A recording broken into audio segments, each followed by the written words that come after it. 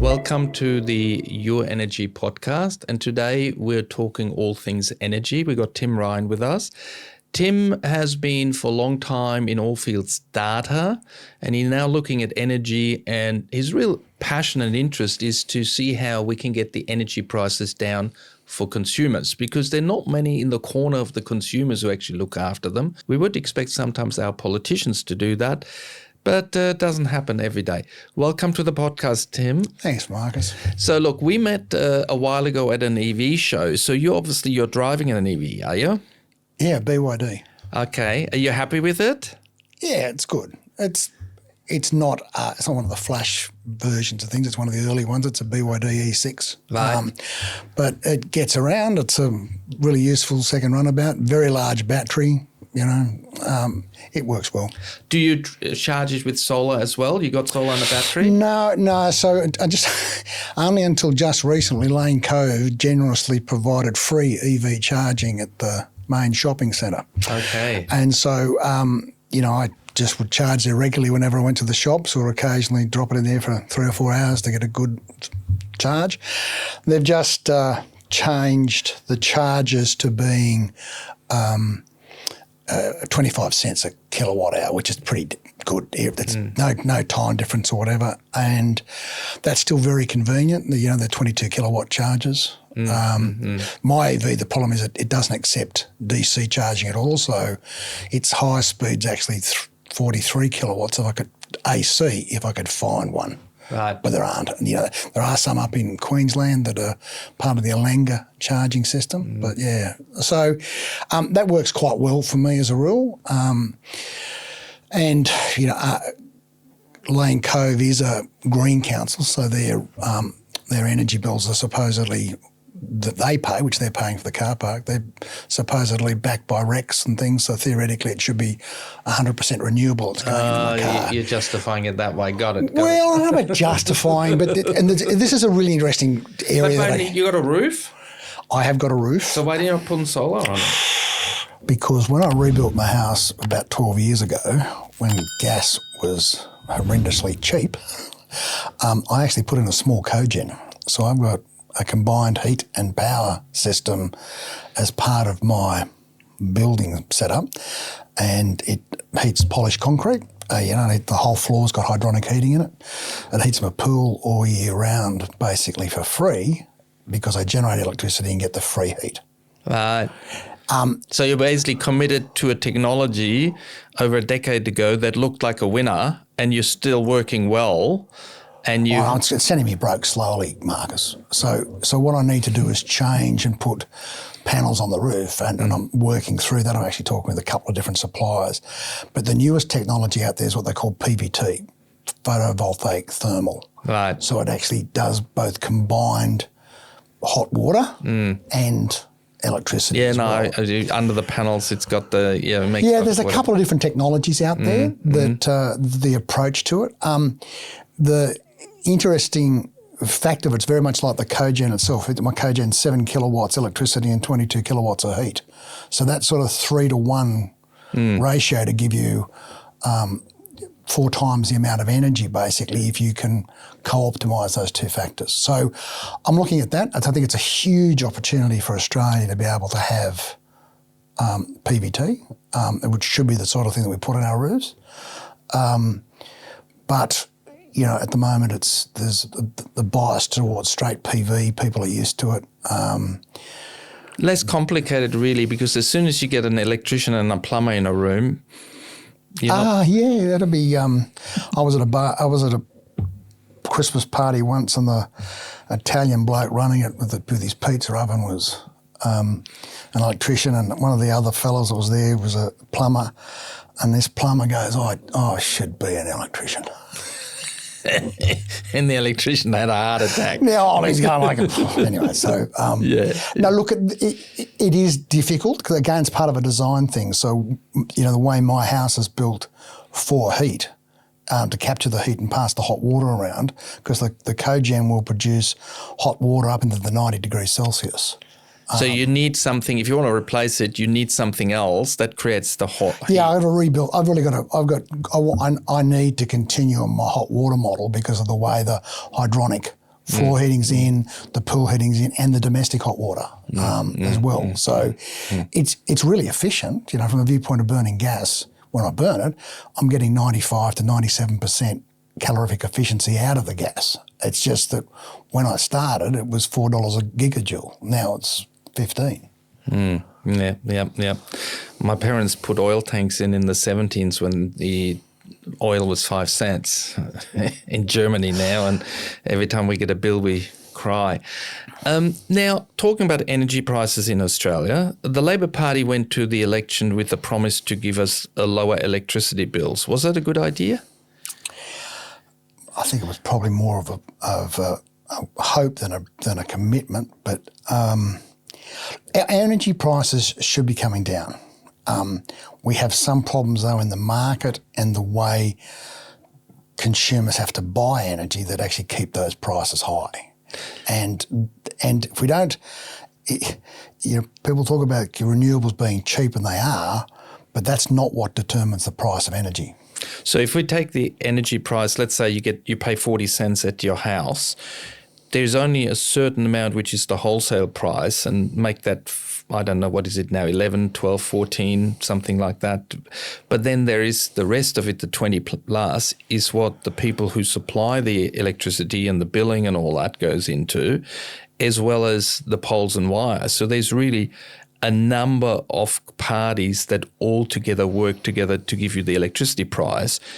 And if two of them want to raise their prices, even if one of them goes cheaper, it doesn't really help you because it's only part of the pie. Is that how it works? Yeah, basically. I think the difference is to understand clearly the way the network pricing is set, that it's a monopoly, it's regulated. The AER goes through a process to regulate the prices. Who is AER? The Australian Energy Regulator. Right.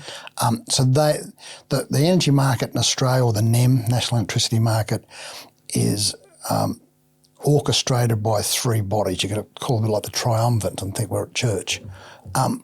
You've got the AEMC, the Australian Energy Market Commission, which makes the rules. The AER, which is a regulator, which enforces the rules.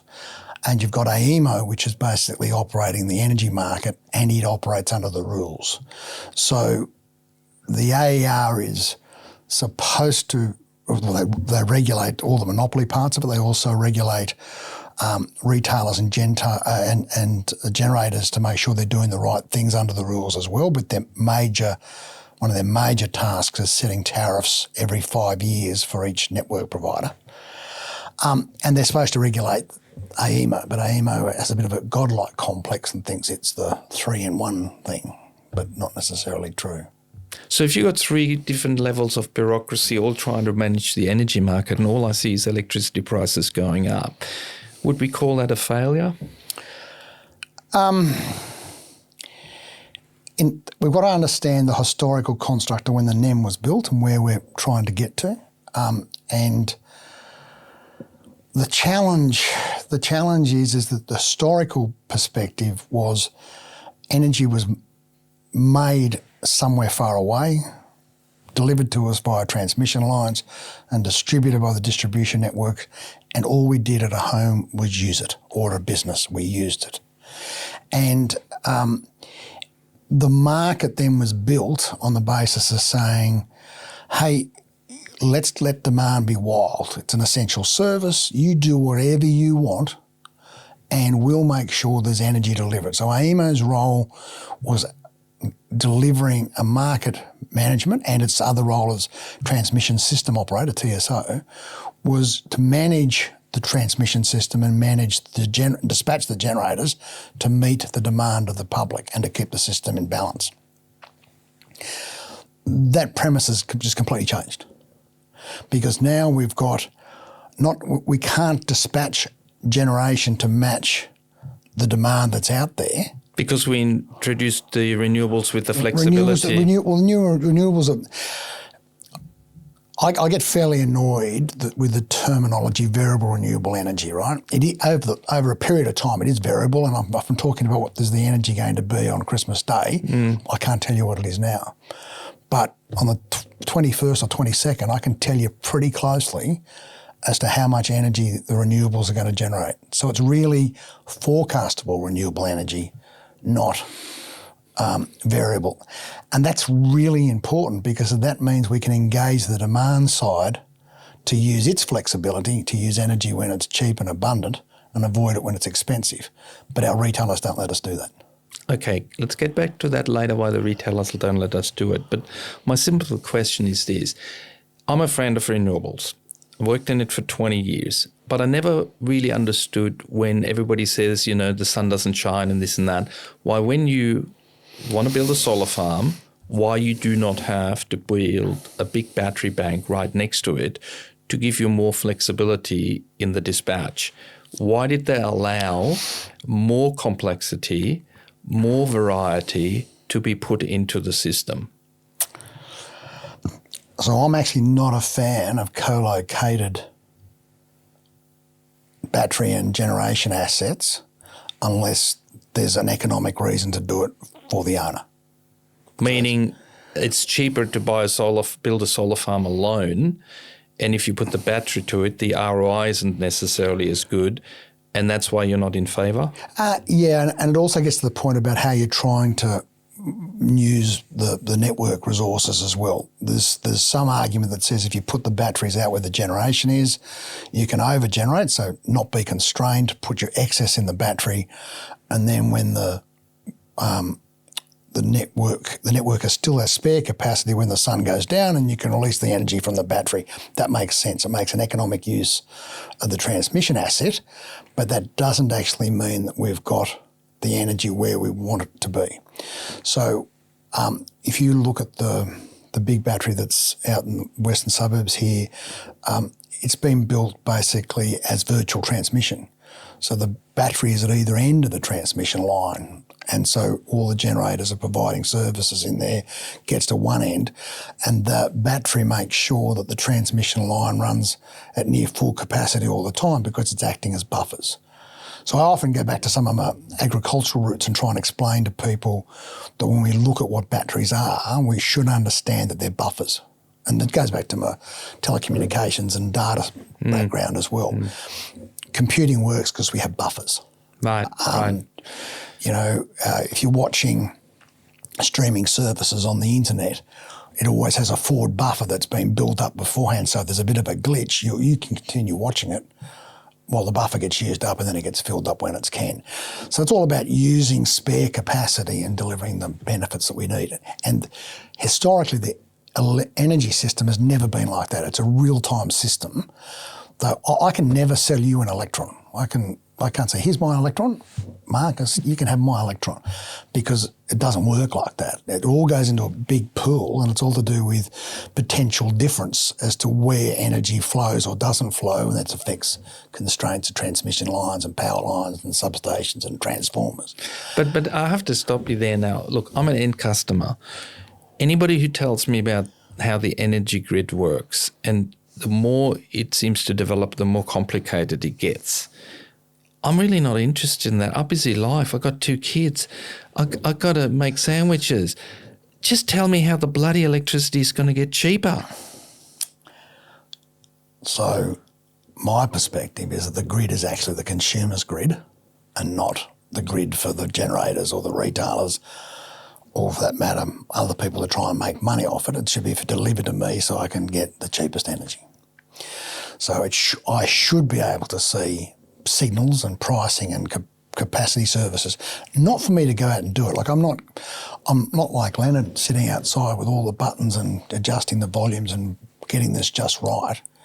I actually just got a machine that's going to do it. I've got my home energy management system.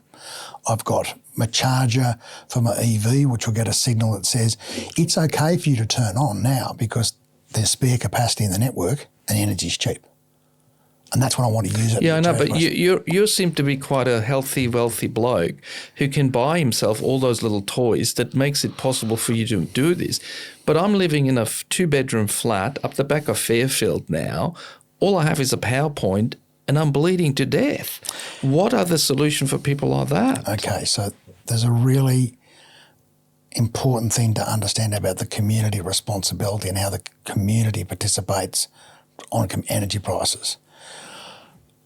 We only need 15 to 20% of consumers to act responsibly with their flexibility that they've inherently got and derive a benefit themselves, which will deliver a full benefit for all of us. And that's a really important thing in the community, understanding. Nobody's ever explained that. So there's some good we're getting a bit technical. There's some really good work by a professor in Berlin, Tom Brown. Doesn't sound very German, does it? But he's done some great work on that. There's Gabrielle Cooper here in Australia who supports much of the same perspective. She tends to have a little bit of a view that it only needs to be 15%. Tom's figures are a bit on the higher side. So we've got to understand about our community facets of doing things. It's like when I was very much involved when my kids were younger in the local cricket. First I was just coaching the kids cricket. The next minute I know I'm running Lane Cove cricket. The next minute I know I'm the, grounds and rules secretary for the whole of North Shore cricket. But community does things. And there were a lot of other community people I dealt with that were involved in it. So community drives what we need. It drives our services. And if people understand, and I talk to people about understanding that they shouldn't avoid network charges because they're putting an imposition on other customers. They are very responsive to that, but no one else tells them. You've got the alternatives out there is people that are selling people solar or selling them batteries. Says you can save this money by avoiding your network cost. That's not the only reason why it should be doing it, and not the only reason why it should be financial, because we need the network, whether we're putting energy into the grid or taking it out. Because critically, it's also about balance. If my solar system is running and I'm exporting 1 kilowatt, and I walk in and turn my kettle on and it's 2.4 kilowatts, instantly the flow changes to being 1.4 import, and that I don't have to think about it. I don't have to do anything.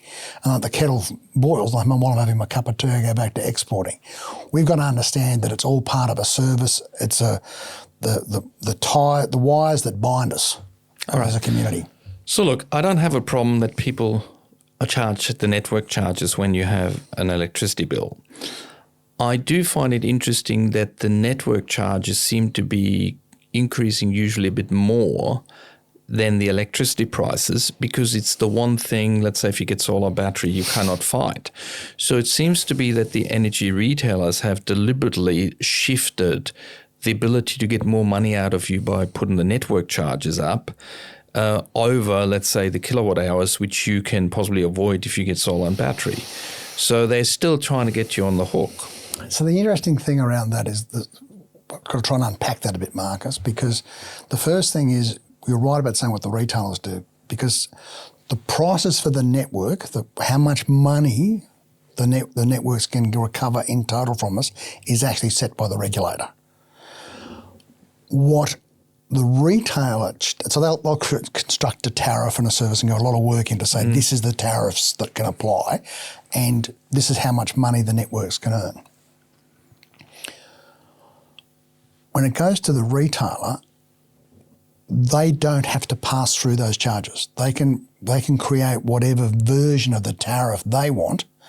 They just have to pay the DNSP, the network, that amount of money for your connection point based on the services. So I could charge one customer in such a way that I make more out of their network costs and I make more out of the energy cost and I make more whatever. And other ones I could actually make less. I could do loss leading types things on some part of the service and not. The problem with that then, of course, is the amount of work that the networks have gone into to try and send us price signals to limit their expenditure, which drives our bills up, is actually not being sent to the consumer. So take our problem with EV charging. If we don't set something in place to encourage people to use EV charging when there is spare capacity in the network, irrespective of what the energy price is, that's one signal, is there spare capacity in the network, and then we say, there's cheap energy prices now and there's spare capacity, fill your boots. And that's not available in our energy offerings at the moment because we've got this whole of meter billing and service charges around it. So what I talk about a bit with the consumers grid is the idea that it's the really important efficiency is energy cost efficiency. How much did it cost me to achieve the outcome that I want, the value, whether it's cooling my house? Yep. If your house is insulated, you're much better running your air conditioner from 2 o'clock in the afternoon on a real-time price so that when you get to the end of the day, your air conditioner is only bubbling along. So when you first turn an air conditioner on, the cameras don't, you get a big bubble and then it goes down and it bobbles along. The problem why we have massive spikes in energy at the end of the day is everyone comes home, there's houses as hot as blazes. They turn their air conditioners on and everyone's peak on peak on peak. And all of a sudden that's the way we've got to build the network for to handle that. And if someone came in and plugged in their EV at the same time, that's only going to make it worse. So we've got to be able to send the signals to people. If the consumer should be the one benefiting, if the consumer is facilitating that we need less infrastructure, that the energy prices are cheaper at the time that they want to use it or that they can use their flexibility to use when it's cheap. But that's not the offering. The offering at the moment the retailers do, it says, I'm going to give you a time of use tariff that's between 2 o'clock in the afternoon and 8 o'clock at night is peak. That doesn't really apply to it. But that's not really peak anymore because with all the solar in the pipeline, 2 o'clock certainly doesn't mean there's a lot of. I mean, this makes no sense. This thing, yeah, this is when we get into the discussion around the networks having solar soak tariffs, where they basically say, "I'm not going to charge you to use it now." I personally believe we've got a problem trying to impose contract volumetric rates for our network cost recovery as the primary source of how all the income comes in. The networks are very much a fixed cost, so I should pay a subscription for it. It's like my mobile phone. I'll pay a subscription for my phone. If I use it, it costs the same. If I use a little bit, it costs the same. But if I pay my supply fee, isn't that like a subscription already? But it's tiny. It's not a big part of the bill. And it's the friction. So if the network at the moment says I'm going to put a high because it's just trying to work out the historical things and how they built the network, and knowing the consumer gets no signal, they say, well, this is my highest risk period, but that highest risk period is built for around only 20 hours. 1 hour on 20 days a year will it reach system peak. The other, so you're saying we're building an 8-lane highway, but it's only used 1 hour out of whatever. 1 hour, 20 days a week. The rest of the time it's chug along happily. What we've got to try and work out how to do is to make sure that if there's more traffic going, that we make sure that it goes at different times, not going to add to where it's already at peak. You have to build new networks. All right. So look, Tim, I'm going to be very honest with you, and I always get myself friends and enemy at the same time. You're very knowledgeable, and you can see that a lot of things aren't black and white. And the whole thing is getting more and more complex when it comes to energy prices. And when I bring my arguments through and give you a very simple question, your answers tend to be a little bit more multi-leveled because you're a smart guy and you actually understand all the different complexities about it. The problem is a lot of normal people and the ones who vote really just want the people who are in charge to do something that the electricity prices in Australia come down. And the reason is that the electricity prices is what our manufacturing are based on. I mean, if we want to have another manufacturing, growth in Australia, then if we pay 3 times the energy that China does for making glass, for example, we will never make glass in Australia again. So the energy pricing coming down, at least for manufacturers, for small business and for families, is actually one of the key challenges for any government right now. You want to keep people happy, give them low electricity prices. Do we have a chance to do it? Yes, and I think that's through the digitisation of the grid and letting us be able to get better services and get price signals that are automatically happening. So if I translate you're saying give everybody a smart meter and then have the smart meter reflect what the true pricing of electricity at the time is to make people's behavior change so that when electricity is cheap, at that point in time, they use it to heat their water and do the EV. And when it's more expensive, they've already pre-cooled their house so they don't actually have to pull it in hard. Now, most people don't want to really sit next to their timer all day and worry about what the electricity is doing and turning things on and off. That should all be done automatically. No, and there are systems out there that do it automatically. There's a lot more being done in Europe than's been done in Australia on home energy management systems. There's some great companies doing stuff. Combined Energy has a great system that... Yeah, but those companies, they don't even use still sometimes the same communication method. So I buy a Bosch washing machine, I buy an LG dishwasher, and the two will never talk to each other because it's just a big mess out there. So in some ways I'm talking about a future that was where we're going. In an ideal world. Well, the transition from analog to digital is not really something that can happen as a gradualism or an incrementalism type approach. It says, I'm either digital or I'm not. But that doesn't mean we all have to do it. So back to my earlier point that said only 15%, 20% of people have to be trying to use their flexibility, and they've got lots of flexibility. We only need them to use it to benefit everybody. So we should be trying to look about those technologies that are there for those people that have got it and provide the network tariff structures and the energy products and signals that are out there, which is digitisation. You know, look at how much home shopping we do now. You know, look at the fact that we used to have a telephone number which only rang at your house or your work and you couldn't do anything else. I've got a telephone number that can be anywhere. In fact, it can be anywhere in the world, but that's a virtualisation thing, but it's part of my service. I should be able to plug my EV in on a curbside charger and it be linked in such a way that it will be using my energy coming off my roof at that time. Your NMI number gets charged. What's what they refer to as virtual NIMIs. So a virtual NMIs, there's two NMIs in the world. There's the National Metering Institute, which are the people that set the rules for metering, including petrol pumps and scales in the butcher and all those things. And then there's the National Meter Identifier, which is the one that's the big electricity thing. As part of the introduction of the standalone power system rule, virtual NIMIs were introduced so that in the AEMO system in MSATs, you could create a virtual NIMI which then was linked to the network without there physically being wires or processes around it. So I could have a virtual NIMI in my community battery, so when I spill 5 kilowatts from my house, like export, the community battery at the same time grabs the 5 kilowatts. Now, -5 + 5 = 0. That represents a bit of a problem for retailers because all of a sudden they go, how do I add a percentage onto 0? Because now my energy, instead of being released into the market where it's the retailer has ownership and control and can do all the fungibility stuff, I've just moved it out and stored it somewhere. Or I can do the same thing with my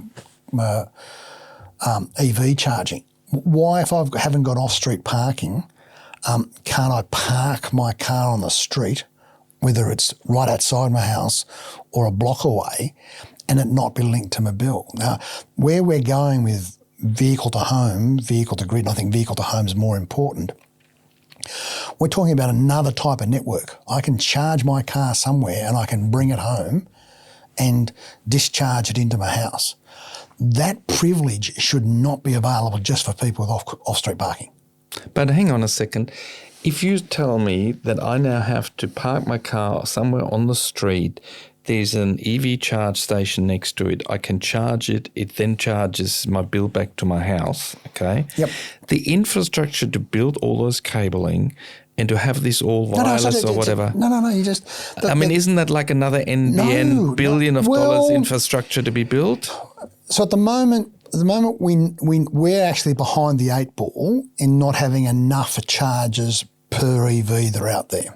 So some of the people that are buying EVs there is a disproportionate amount of people who have There's not enough infrastructure for charging, is that what you're saying? We need more infrastructure for charging. That is not expensive. The actual cost of an AC EVSE for low-level charging, up to 22 kilowatts, $500, right? So be able to come along connected on a power pole, which is already there, so it's an asset that exists, and we want to make further utility of it. If you'll understand the bigger version of the word utility, I can get more use out of it, and it's connected to the wires which are already there, then the virtualisation, there's no need to put a cable from a meter on the street to my house. It's not going to be my meter on the street. It's just a meter on the network. So the same as if I pick my mobile phone up and I ring your mobile phone, I'm not. There's no wire.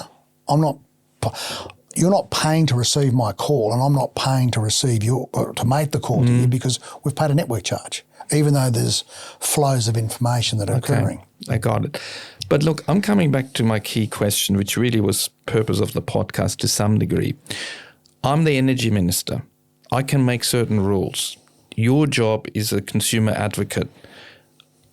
How do I get cheaper electricity prices? Give me the key points in dot point form of what would we need to do to our electricity grid right now that we're not doing, and to the politics to actually get the volatility out of the market.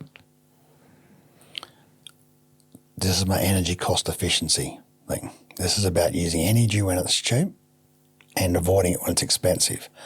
And to do that, you've got to send signals. And that's really easy with the internet. If you've got a connection to your home or even your phone, you can get signals quickly and easily. So it's about being able to have the systems in place, the data. Just this week we saw the Mercury Consortium announced, which includes Essential Energy, our Bush DNSP here in New South Wales, and Ausgrid as part of that consortium to try and drive about how data services and technology can work together. It's really important that the networks are doing it because it's the consumer's grid. It's not AGL, it's not Energy Australia, it's not Origin, but those three together are over 80% of our market.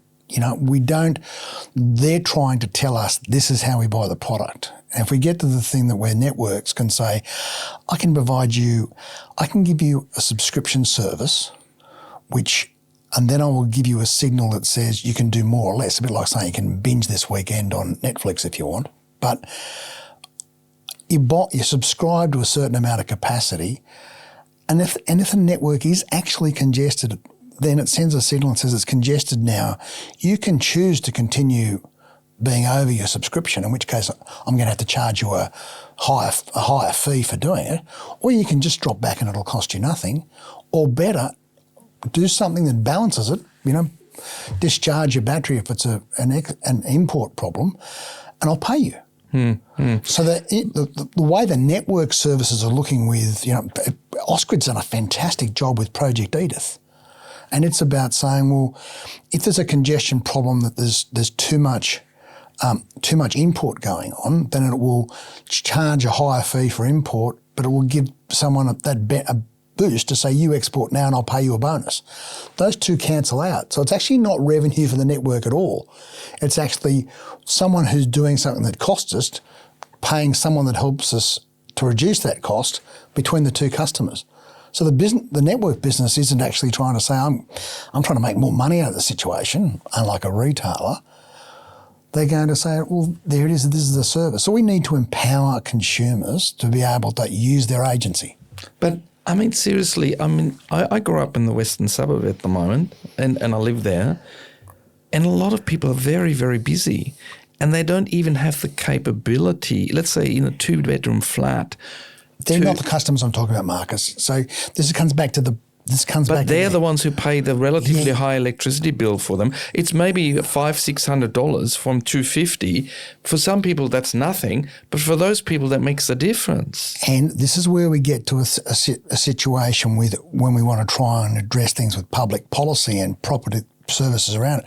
If I'm charging a subscription service for someone to have a certain amount of capacity, and they operate within that, and the French system is a capacity system. I can, and we already have these things in place. The government can choose to say, I'm going to give a subsidy to that consumer because they're low income, whatever it is, they're pensioner, whatever. We have these programs. So that goes in to offset my subscription costs for my network, and then it means I've got this flexibility about buying energy when it's cheap and when it's not. The other thing I think... But, I mean, we don't have that at the moment, No, do we? no. I'm talking about what we should have. I'm talking about what we should... Well, So you're saying... Sorry, that's not quite right. We do have it, but there's some small retailers that are doing it. So you've got what Amber does, which is wholesale price pass-through, but its problem is that it's the whole of load. At the moment, I can't choose to have some protected load. So meaning if the market goes haywire and I'm with Amber, then I'm riding a very bunky horse, is it? Yeah. Well, there was an identical type business to Amber in the States in Texas called Gritty, and it went under in the winter storm Uri thing a couple of years back, 21 or 22, and that was because it didn't have an insurance product. So Amber has an insurance product that says if the energy prices for imports, so buying energy, go haywire like they did with the Ukraine crisis at the start of the war, then my bill got capped. The worst thing that was going to happen to me was I was going to pay the default market offer. So I knew what it was, the services I was protected. The funny thing was that it didn't stop any of the upside that occurred at the same time, that if I exported or I was putting energy into the market from a solar or whatever, I got paid and got paid handsomely. So a lot of people got the protection of the insurance cap that was on there and got a lot more on their energy that was being exported to the grid. But that's not for everybody, right? It's but if we have a thing that says, this is my essential energy, this is what I want to be able to make sure my fridge is on. I'm vulnerable. I've got to have at least one air conditioner on. I've got to be able to cook, these sorts of things. That's my essential service. That should be at a fee that we can understand. There's no reason why there couldn't be a subscription for the energy cost for that as part of it, because we actually pretty reasonably understand what that is. But it certainly can be in my network cost. That can change dramatically than what people's flexibility is. And as I said, if we've got a community process about that we're trying to save, because consumers do save. So if the systems and processes are there for savings, we're lowering the total system cost. So the real problem in our energy market is it is designed to create volatility, because then volatility creates investors to invest and make money and to provide services. And that comes back to the whole problem with the structure of the market at the moment is it's the last in generator that sets the fee. Okay, so let me explain this to anybody who's watching. At this point in time, we start in the morning with the electricity being generated. And now suddenly it's getting hot, more aircon's running, and we need more generators to turn on. And they all bid for it at different prices. And whoever is able to still supply at the highest price, everybody else who bid lower is now allowed to earn that higher price. No, they are guaranteed that higher price. Right. So that means it is in the interest of the people who make electricity to find a way to game the system to create the highest possible price, because that makes the most profit for them. So their interest is completely contrary to the end customer. So who in the whole corner is standing there for the end customer and pushing their barrel? Is it the energy minister? Well, he should be. But he's not, because we've seen over and over that electricity is going up and up and up. So, but really, he's also not necessarily being properly informed. You've got AEMO. AEMO, its whole power and complex about what it does is seen as being, we're the people that keep the lights on. It's one of the most annoying expressions that we've got really in the industry is keeping the lights on. What if I want to turn them off? I'm happy I could even be paid to turn it off. So if we start to understand and separate our essential versus non-essential, like the idea when we get to load shedding, if we get to an LOR 3, loss of reserve level 3, that basically says there's not enough power, AEMO will instruct a DNSP to turn off its zone sub to give back a certain amount of capacity. So hang on. So we got situations now in the Australian energy grid where there is not enough power available to go into the grid, and then we have to ring people who maybe do aluminium or glass with high consumption of electricity and say, listen, guys, you got to run your factory at 20% capacity right now, otherwise we're going to be kaput. No, they pay them to do that. They actually pay them to cut back, but that's a thing called RERT, Reserve and Emergency Trader Reserve. So but if we get past that, which is actually pays at a much higher cost, the energy system, if we get past it, they just turn everybody off. What we're actually going deliberately into blackouts? Yeah, that's what LOR2, Loss of Reserve 2, is when you start bringing in RERT solutions and calling on non-market resources to alleviate the problem. Well, wouldn't I ring somebody with a gas-fired power station and say, bloody turn the damn thing on? Well, no, they've already destructed all that. Those things have been exhausted. I hear some of them sit there on the sideline waiting a bit extra for the price to come on before they turn the thing on. So... You got to be careful. You got friends in this industry. You can really slag them. But no, I can slag. Is there gaming going on? We're getting into complex territory. The answer is yes, there's gaming everywhere because businesses are out to make money, right? So no matter what anybody says and says, the market's going to work because retailers will compete and will provide consumers will be able to find cheaper prices, is a fiction. Right, consumers at the end of the day do want to set and forget. There's a lot of people out there who have big energy bills for which it is not a problem, and they're the very ones that if they actually were a bit more organised in what they could save the rest of us money.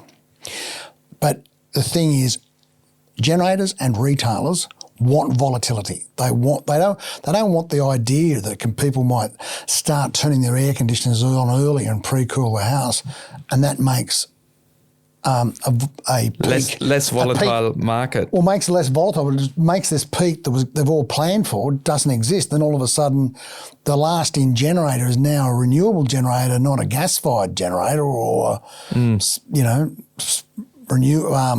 hydro or whatever it is that comes in last, and they don't all get that money.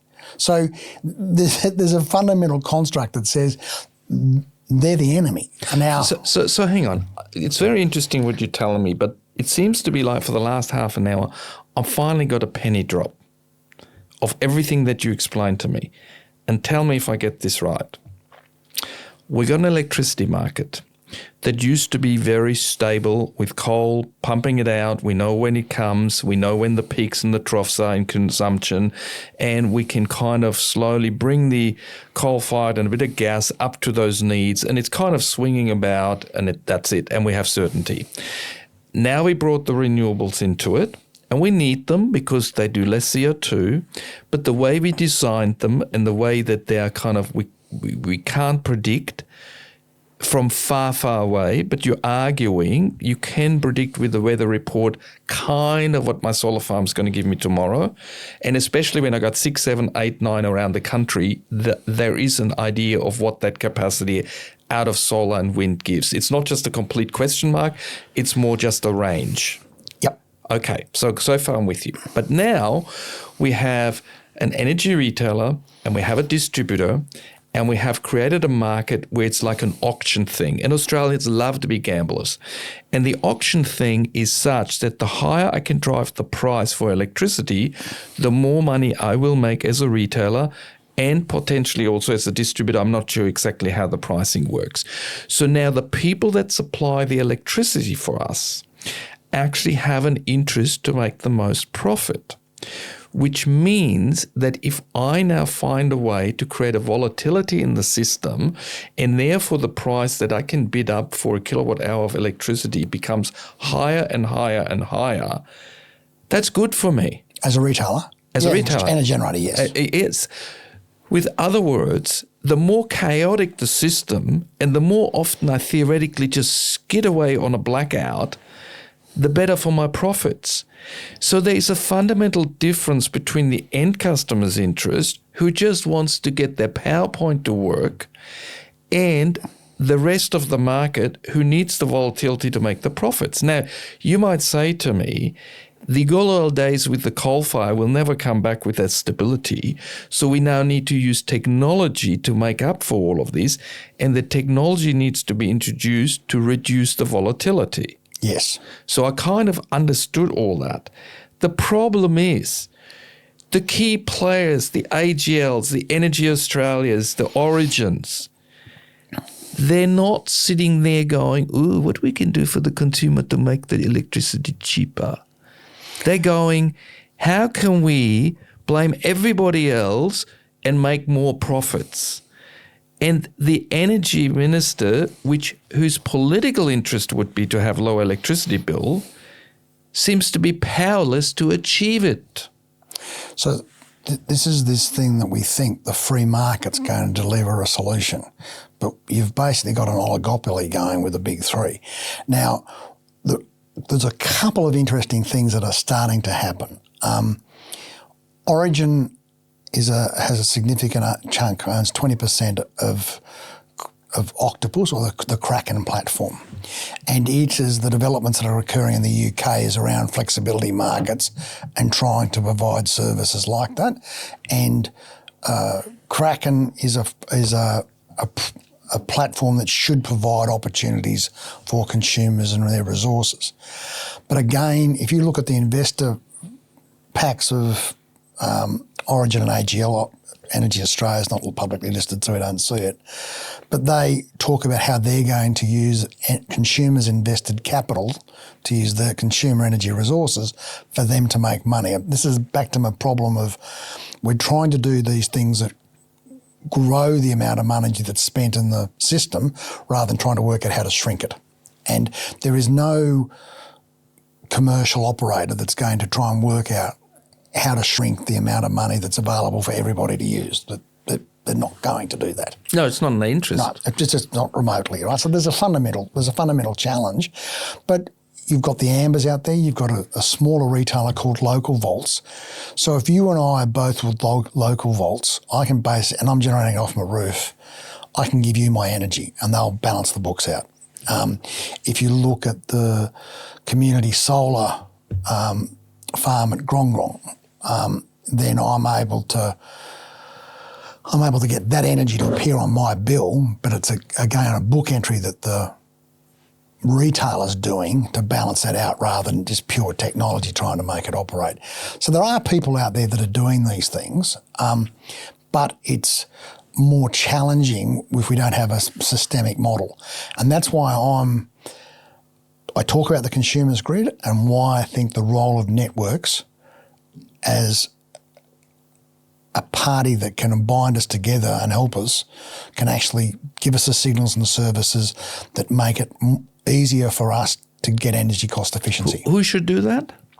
The DNSP. So at the moment, what does that stand for? Just the distribution network providers, right? They're our monopoly provider. They're the people that are they like the Ausgrids? Is that Ausgrid's one? So I think we're in Endeavour out here today. Yes. Right. Ausgrid is sort of central Sydney, then up to the north, up through the Hunter Valley. Endeavour's western Sydney and then down through the south, down the south coast. And then you've got Essential Energy that does the rest of New South Wales. Each of those three DNSPs have to go to the AER every 5 years, and we've just been through it. The three New South Wales ones do it together, and the AER works out and that sets our tariff schedule for the next 5 years. That's a bit problematic because as we move away from assets that provide our power system that have a life of 50 years or 30 years for transformers and 50 years for poles and wires and things, that half-life is a long time. It's like 3 regulatory resets or 5 regulatory resets. When we're talking about bringing in technology, and like I was talking before about curbside charges and being able to have digital transactions and connect them to my home and my charger somewhere else, that's a technology type investment, and that's a much shorter time frame. So we're not the AER. So you're saying they set the price point for 5 years, but the AER does, not the network makes an application. The The AER looks at it, approves it, adjusts it and does whatever. At the end of the day, the ruling actually is the regulator. I know, but let's say we set the pricing of what they can charge for the poles and wire charges for the next 5 years. Yes. But the industry is so flexible that 5 years is a never, is it, what you're saying? So if they buy something now, depending on what they buy, it has a certain depreciation schedule that affects how long we pay for it. Yeah. So we've had a lot of discussion in the past about gold plating in the networks. So when the networks were sold off by the state governments, there was a few funny things that went wrong. One, they sold them at replacement value rather than written down value, so we all got it in the neck from day one. But then they also said... So they maximised their income they got. They maximised the sale value. But the government's us. So at the end of the day, it's a bit of a shell game. You know, they use that money to build hospitals and schools and whatever. So, and highways and other infrastructure. So it's a bit of an interesting question. But anyway, it's all gone off to these guys. If they go and buy something new, they can write it off over 20 years, 30 years, 50 years, whatever it is. So what they required when they sold the networks was it said, we want you to have this level of security that it operates. And that meant that all the network spending they hadn't done for the previous 10 years had to be caught up. So we had this big bubble of expenditure on networks, which increased our costs. And that's often referred to as gold plating of the networks. Where we are today, we're about to have electrification of everything, with particularly EVs and things. We're actually in a good position that we've actually got spare network capacity and we don't have this urgent need to rapidly go out and rebuild the network now to provide this capacity. We have spare capacity and we shouldn't have to do it. What we really need to do now is put in the technology and services so that we use the capacity that's there to the highest productivity. So we move energy use into where there's normally spare capacity. And if you remember earlier in the discussion, we were talking about there's only 20 hours a year where we get anywhere near the top of those limitations. Okay. Hold my thinking here at the moment. You believe that having a flexible tariff structure allows us to utilise the distribution network more optimised. Yep. I'm going back to the normal end customer. I've got 2 kids. I'm coming home. It's hot now. I didn't think of pre-programming my aircon and I just want to run it. And yes, it's max capacity time and I should possibly pay 70 cents per kilowatt hour right now because that's what the going rate out there is. But can't you actually create a 2-stream structure where the large consumers are incentivized? That's exactly and my the point. Normal little mums and dads can still sit on their flat tariffs because overall in the bigger picture what they consume is very little. They don't have any flexibility. So absolutely, that's what I'm saying, Marcus. That's the bit we were talking about before with Tom Brown, Gabriel Cooper, etc., talking about those that have flexibility. My mother-in-law lives in a 2-bedroom flat in Cremorne. Her monthly, quarterly bill is the same basically all year. Spikes a little bit in the middle of summer for aircon, a little bit in the middle of winter for heating, but basically it's the same the whole time. She has zero flexibility, right? Her bills, we're trying to get to the point that where her bills, she uses energy when she needs to and we manage that. So back to the whole thing, remember how the market's structured where it's the last in person that's causing us the service. That base level of energy that everybody's using, that's not the problem. That can be quite cheap. We just lock that in and say this is your service for this level. I need to cut the tip off the top peak. Is it? Yeah. Ideally I want to move it somewhere else. So the problem we've got is at the moment we're getting all this renewables come in, and it's not variable. It's forecasted. We know tomorrow is going to be sunny, clear, and there's going to be X, Y, Z. So if you look at Jeff Eldridge's posts on LinkedIn or otherwise, we're getting at the moment with our milder early spring weather, we're getting records broken every week of how much generation we've got and also how much spillage we've got, how much energy we're not using that's in the grid that we could have used that was basically there for nothing because the wholesale prices are negative. But that's not being passed through to the consumers to tell them. So that's extra profits Well, no, it's just lost. Like, No, but I mean, if the price is of generation, if I literally buy it for next to nothing and I still charge 40 cents down the line, that's money in my pocket. yeah, there's a fundamental disconnect between consumers being given signals and opportunity to save versus someone saying, I'm the big benevolent retailer and I'm going to protect you from all these prices and things, but you've got to pay me 40 cents all the time. There's no need for that, right? If we look at, would you go into the Coles supermarket, or Woolies if we're trying to be generous, we go into one of the supermarkets, would you push the trolley down the aisle without there being a single price on anything, nothing saying this is 2 for 1 or 50% off or whatever, put the stuff in the thing because you liked it, wheel it up to the checkout and they scanned it all out and said, no worries, see you next week. And you go, oh, that's pretty good. Bill's in the mail. And you do that for 3 months. And then you get the bill and go, oh, wow, that's a lot of money. I wonder why it's that much. Well, I can't remember if I bought Tim Tams every week because I love Tim Tams, So, it's about price signals. It's about telling people what they can and can't do. So you're saying that when I turn my kettle on and everything like that, the real price out there, I have no idea about it. No, I'm just getting charged, and I probably don't even know. I probably don't even know the price I'm actually paying because, unless you have some sort of monitoring that gives you a thing that says a cup of tea. I have a laugh with my wife. I can tell you every morning I'll fill up the kettle, and it holds 2 cups of water. I don't measure 2 cups of water into it, but I'm really quite good at the weights. There must be being a bushie, right? I'm good with the weights. I'll make a cup of tea. The amount of energy to get that kettle to boil, turn it off and make the tea, I've got the lowest fixed cost for doing that, ignoring what the cost of energy is. Caroline, my lovely wife, she just fills the kettle up. Oh, man, If she wants only 1 cup, she still fills the whole kettle. Yeah, she fills the kettle up. Yeah, and, because then we know how long it takes to boil. So her cup of tea is about 4 times the cost of yours, is it? Oh, I wouldn't be so rash to say that. She might listen to this, but it'll be more. But how long you been married? 30 years this year. You can give her that one. Yeah. But then, let's stay on the cup of tea thing. We've got a running thing in our house. We never, ever buy the tea from Coles or Woolies unless it's half price. Because it's always half price sometime. So when you're in the shop and you go and see Irish breakfast ingredient teas. I can tell you, it's $16 for the English breakfast, and then every 3 months or so, it's down to $7.90 or $8.40. And at that point in time, you buy 5 packs.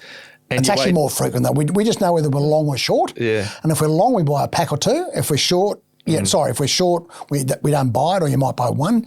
If it's we're short of it, we'll buy 3 or 2. That's what we do, and you do it, and it's the same as with the dishwasher. But how does that work with electricity? Well, at the moment with my dish, because I'm not offered I'm not on dynamic prices as much as I'd like to be, and organise some of these things myself because the products really aren't there. You've almost got to design your own thing, but I can. Well, I was going to say it.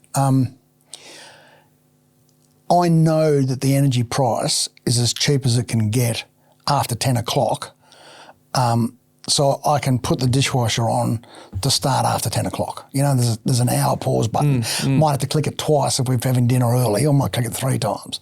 It does it afterwards. You put the washing machine, you turn it, put the stuff in the washing machine at night and say finish before 7 in the morning. It's the cheapest time. Again, trying to do the things in the middle of the day. If I had solar, which I want to get my PV2 as we've talked about, I'd run my pumps when that was the freest time because I'm self-consuming. So let's just talk about, people say that consumers cannot or are not flexible, right? February this year was the all-time record demand in Queensland. It got to just under 11 gigawatts. I've got some friends in Energy Queensland who swear black and blue it did get to 11 gigawatts, but splitting hairs, right? Just got to it. And everyone made a big song and dance. About 5 o'clock up there, it was 11 gigawatts. How good's that, right? And the energy system survived, all-time record.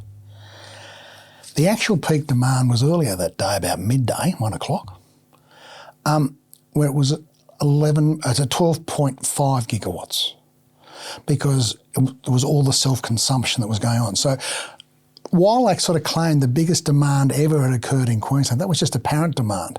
All the people with solar were actually consuming their solar, and as a result of doing that, they reduced that 11 gigawatts. That could have been 12 then, but they've actually got all the other service net because it's the area under the curve that matters. So they saved the grid. All the self-consumption saved the grid. But even then, there was energy that was spilled. There was grid solar and rooftop solar that didn't get used because of voltage changes and things, because there were no signals sent to all the other customers that don't have rooftop solar that says, turn on, use it now while it's cheap, and then we won't have this peak later on.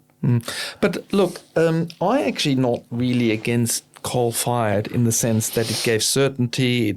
It's like an old diesel engine. You drive your 300k, it's working, and all of that. And wouldn't you, if you too put batteries with the solar system in a combo, wouldn't you create some more stability going forward? I mean, I'm a big friend of solar farm, whack a big battery next to it, or even if you don't whack it next to it, whack it somewhere else. So you got that dispatchable power, or what they're doing with Snowy 2.0. Dispatchable power, having it reliably going into a system as a certain percentage, wouldn't that also mean that we have a more stable grid? We've definitely got to have more batteries, we've got to have more storage, and we've got to keep adding into the system because it's the buffer. One of the biggest problems with the network policy and things at the moment is that we have, or the AER's rules, is it treats the battery as though it's a generator and says the network can't own a battery and can't operate it, where I'm saying it's a buffer and they should be able to store energy for me and give it back. When we come to say about where we put these buffers, we need to be strategic, and there is not one solution fits all. So if there is constraints on the sub-transmission where solar farms are located or wind farms are located, then yes, co-location of batteries would be an economic solution for those sites. If the problem is not the sub-transmission, but transmission, then you're better to say, I'll put the batteries at the sub-transmission, at the interface, where the transmission is, so I can buffer that relationship with it. And I've got another battery at the other end of distribution where it's getting to the cities that says I'm going to maximise the use of the transmission lines. Because you've just got a problem. It goes back to this, how often do we use the asset? If I build a transmission line to handle what the peak solar was, that's probably too high an economic cost for the transmission. But there's a lot of people that argue that transmission's actually a relatively lower cost solution than trying to put batteries with the solar, because it's changing the mix and what it works, and you actually got the size of the pipe. And then you get to the next bit that says, actually, if I can make the distribution network, so a zone sub, most people aren't going to understand this, but our network isn't just one great big thing. There's nodes. And the most important node is our zone sub.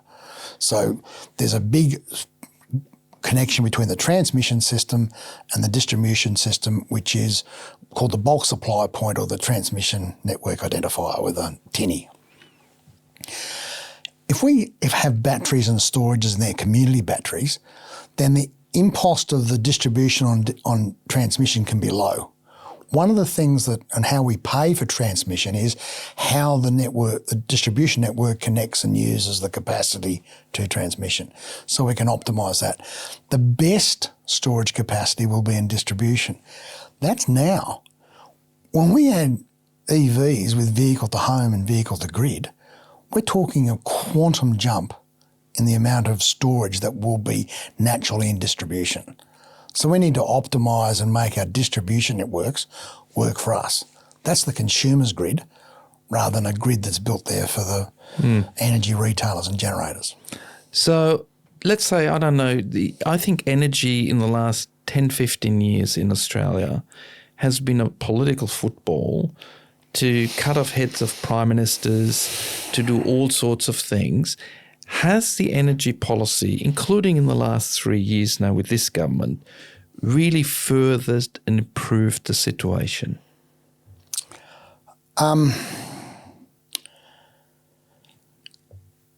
When you wait so long for an answer, that's to me already a bit of a no. No. And you just want to politically say the right things so not to upset people. No. I'm trying to work out how long I've got on a thing around it. But you see, Tim, one of your answers is basically always a bit, you could be a university lecturer because some people that when they're in politics, they give you the 30-second spiel. They leave all the details out. They just give you the populist answers. The lift pitch. I haven't gotten that out of you. The problem is when you explain it in all the details that is all available, half the normal population will be affected by the thing, will actually turn off because it's complicated and life is complicated. Relationships are complicated. But people just want to say, I love you. So my question to you is when it comes to the energy policy, what could have been improved in the last 10, 15 years to get us in a better position to where we are now? Our energy policy has been destroyed by division and wedging both parties, three parties. We'll throw the Greens into the mix as well. Labor has been particularly severely wedged because they're left-leaning more naturally than the others. Our most successful governments have always been centrist governments. If we look at the very successful government of Hawke, Keating, etc., there is that was the Liberal government you have when you're not having a Liberal government, right? And some people would choke on that and go, that's dreadful to say that about Labor, but they were delivering a solution for the whole population. And the country, ourselves Australians as a population, tend to be pretty centrist. We don't have extremes. We've got some real issues happening now with social division, multiculturalism and stuff, and some of the issues around the Middle East that are just really struggling us. But when it comes to energy, we've really got that all the time. So instead of having a sensible centre than a normal curve, we've now got two normal curves. We've got a curve over on the left where the Greens and the climate-centric people really live, and then you've got the climate deniers on the right and the people that are trying to drive gas and nuclear and business and things. And then the sensible centre has been vacated. There's people who have moved to one of those two things. So we've got an ugly pair of breasts sitting there trying to drive it. And in the middle, if you're in there trying to discuss about sensible solutions, whether from either side of politics or a numpty like myself, you're like Simpson without his donkey at the Gallipoli. Both sides are shooting at you.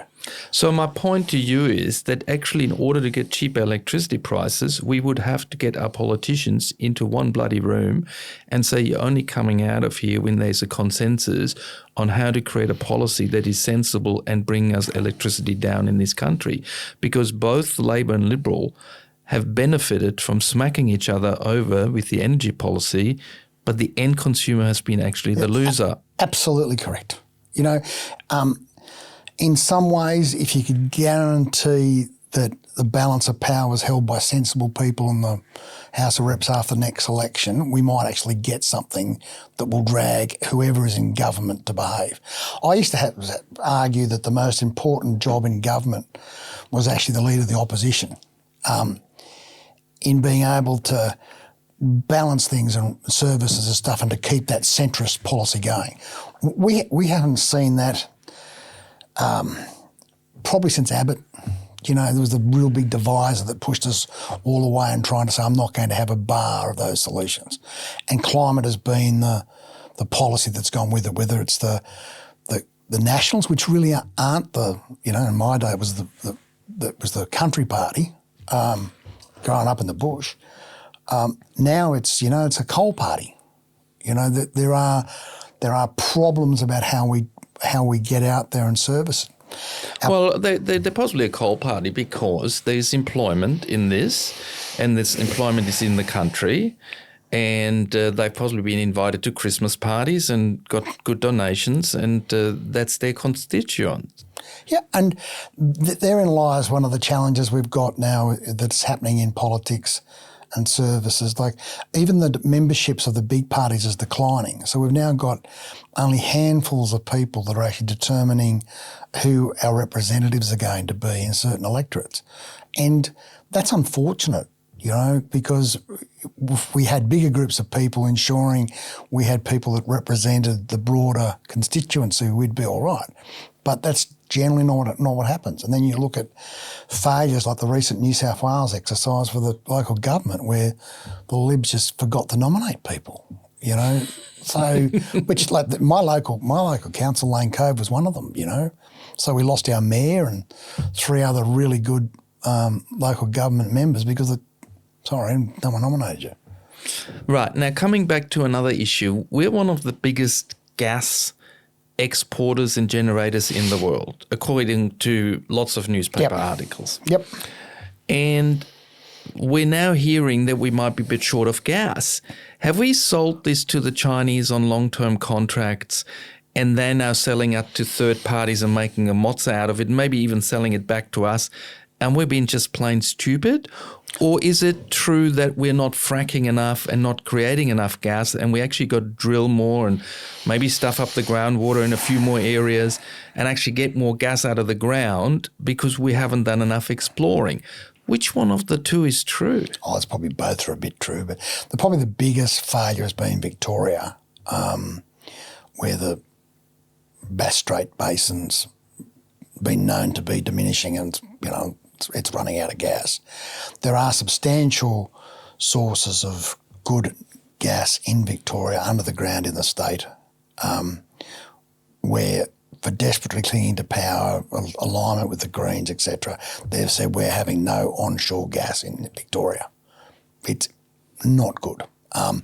This is not we're not talking about stuff that needs to be fracked. We're actually talking about putting in genuine gas wells that are going to tap into resources that are there.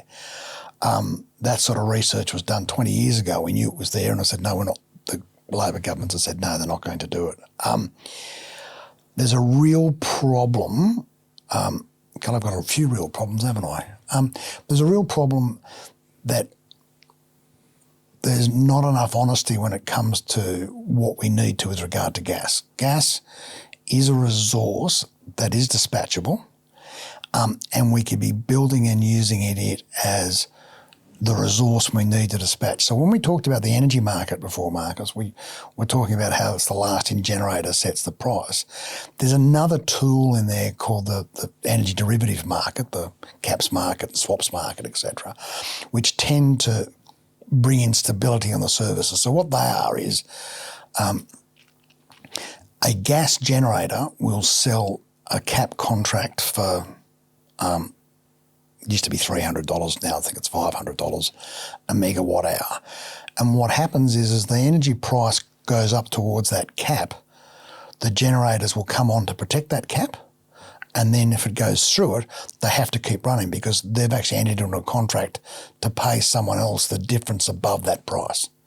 So there are these buffer points in the market that actually control us. Now, what people fail to understand is if I'm paying a gas generator to be on standby for the infrastructure asset, and the only thing that then they're worried about is when they run is the operational costs of repairs, maintenance, etc., and the fuel cost, well, the less they run, the better. But if I've got them sitting there as a resource, that means that really bad things aren't going to happen. And so he's like your reserve parachute, is he a bit, or the reserve player on your soccer field that can come in when somebody's injured? Absolutely. You know, that's yes, that's a good example. Yeah, that's the reserves. My son's always played in the bees soccer, and I thought it was great. Bees were best. But my eldest son in particular, was another bloke was a goalie, so they don't really need reserve goalies much. But he was a striker, a good one. But he'd come on as the super sub type exercise in the A's because he could come on fresh. He'd played his other game, but he was there in reserve. And the other kids played all the time, and when they needed someone, there was someone there. That's a good example. It's not reasonable to expect that all the consumers understand how the model of the market works, but we should be understanding that gas as a reserve technology isn't bad for the climate as such. I think gas has been vilified when really in the transition, I hear it's actually quite a vital part. Oh, it's crucial. And I think Labor's got particularly wedged on that with the Greens. The most recent set of legislative stuff that was flowing through just before Christmas, the Greens were demanding no new exploration. I mean, it is just not an option. We want to have an economy that works. We don't want to be causing problems for our community that we can't pay for our energy. We need gas. And we need some honest conversation out there and a preparedness of our politicians to say, no, this is what we need to do. And, this trying to appeal for climate only as a solution without saying, hey, this is where we're going, what we're trying to do, and this is our pathway there, and being able to measure it and report it and say, okay, I don't care what we pay as an insurance policy. Like having gas is like having insurance for your house. If your house burns down, someone's going to pay it out. I don't really want my house to burn down to find out if I'm going to get paid. So with other words, having some gas in the energy mix creates the flexibility to be available as a backstop when we got a really hot day and we need a lot of power. Yep. And therefore, the more we have the flexibility with that backstop, the less likely we get to the high price spikes, which then everybody has to pay for. Yep.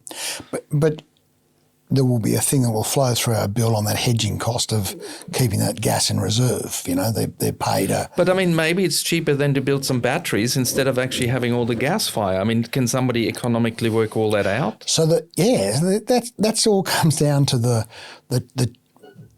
challenge we face as our energy system changes. So an analogy I used the other day to someone was a bit like having a parachute, right? So if I've got a parachute, I jump out of a plane, there's two questions, whether my parachute's going to work or whether I was high enough to begin with for my parachute to open.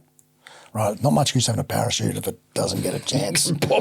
Well, if I jump off a cliff and I open the parachute, but it's only finally comes out and it starts to break when I hit the ground, it's not the fall that kills you; it's a sudden stop. So, but in the way the model works at the moment for our energy system is that generator that provides the parachute is only going to get paid the high price when it's a high price, and everybody that's in there is getting paid at the same time.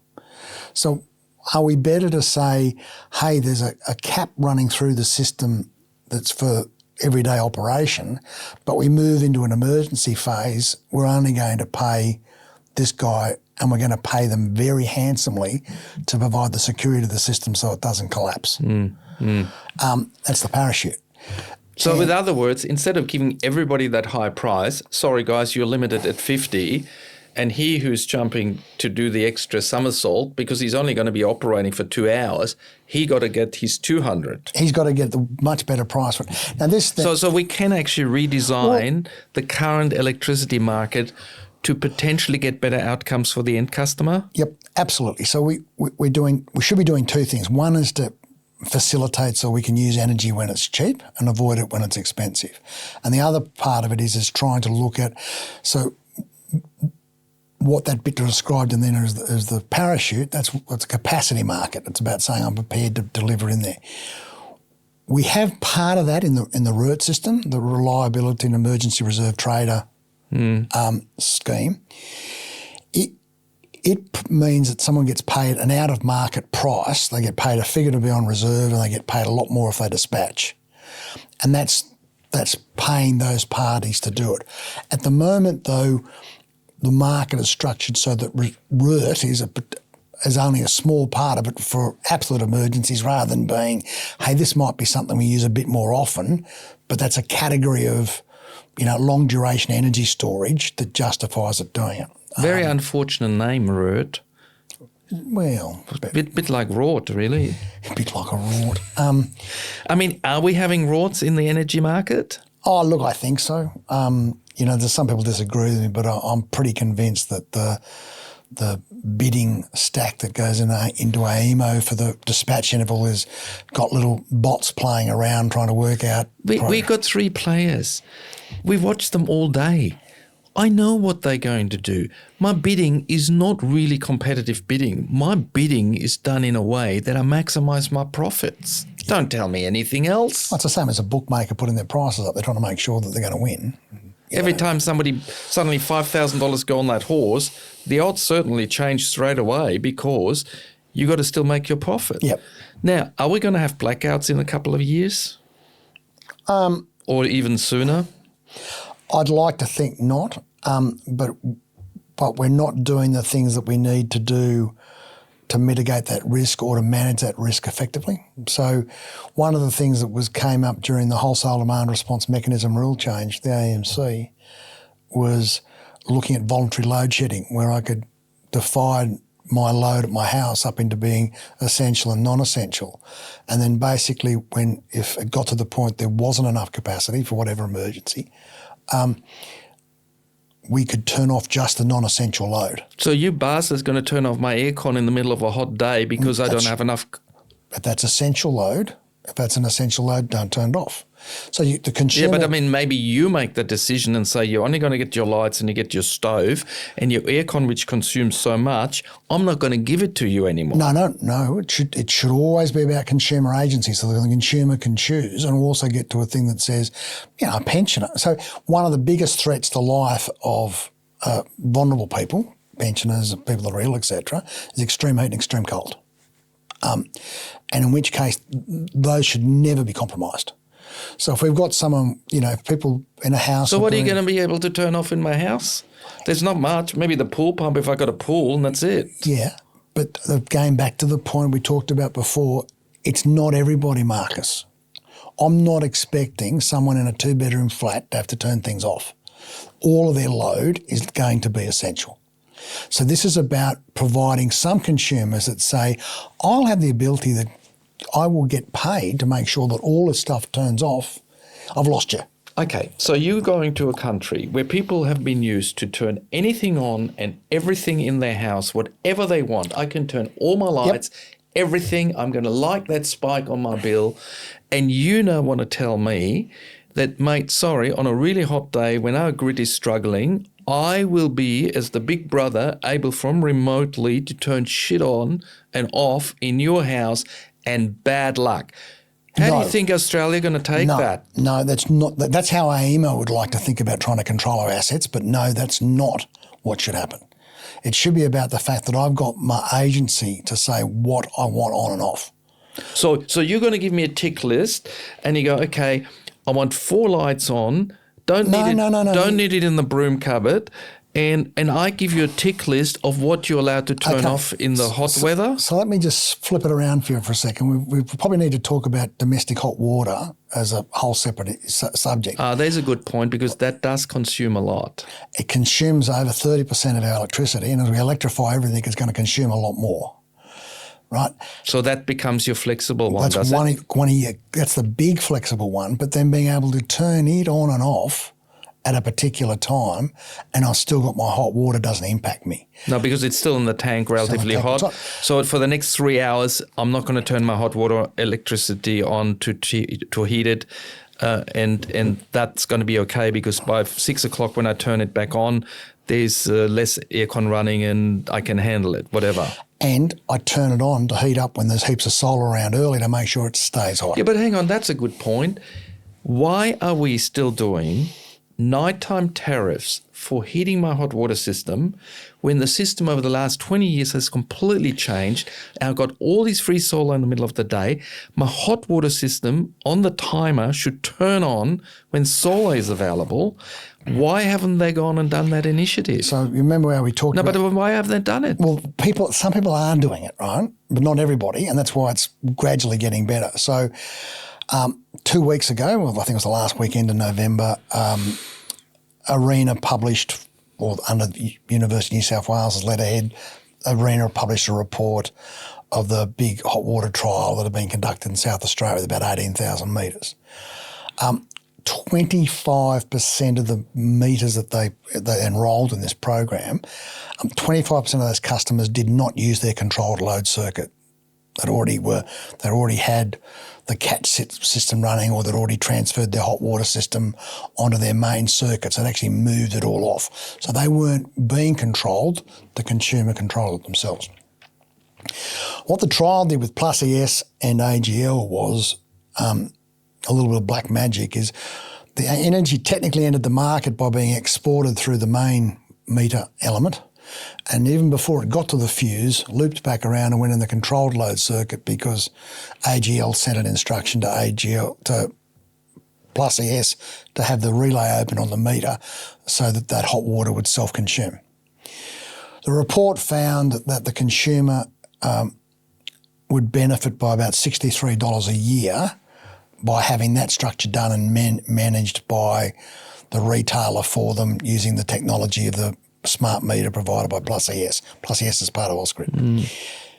The benefit to the retailer, however, in its market positions was actually $480.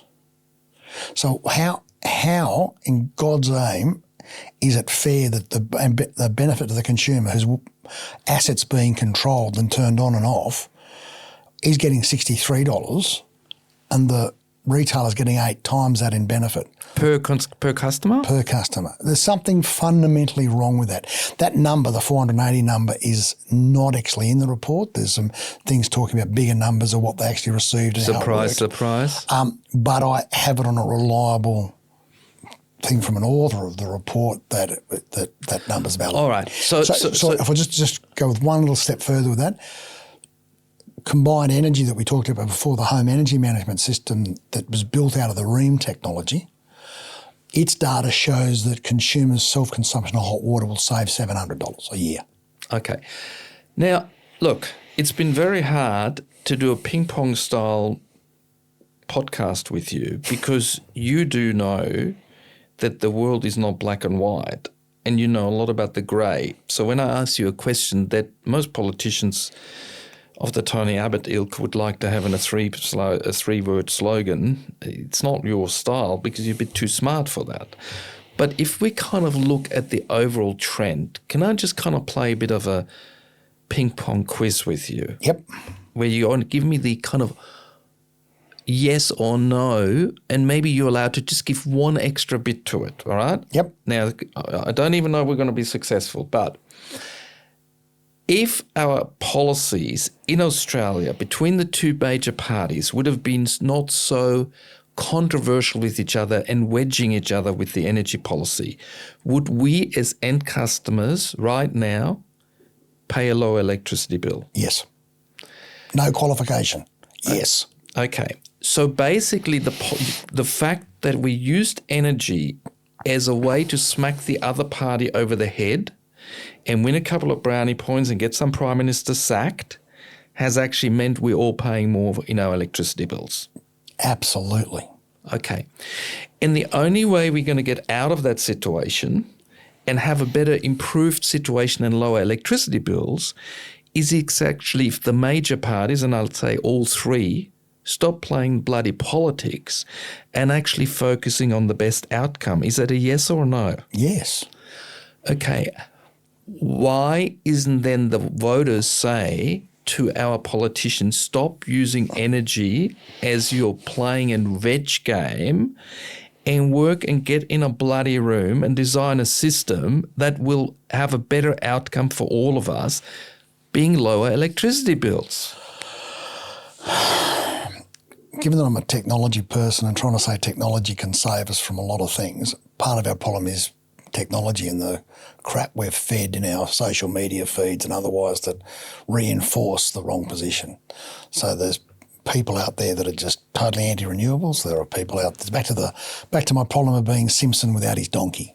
Right. You know? So you're saying the debate of renewable versus nuclear, where one side makes nuclear look like asbestos and the other side makes renewable look like the most unreliable thing you can get, when the truth is possibly somewhere in between and you'd want them all in a room and work on a solution together. Absolutely. Like, I'm not anti-nuclear, but I know it's not the immediate solution because we've got a gap coming, a capacity gap, and nuclear, no matter which path you went down, whether it was small modular reactors or big plants, are never going to be able to fill the gap of the retiring coal plants. Meaning we got a solution that is going to maybe do something in 30 years or 20. It doesn't matter if it was guaranteed to do it in 20 years.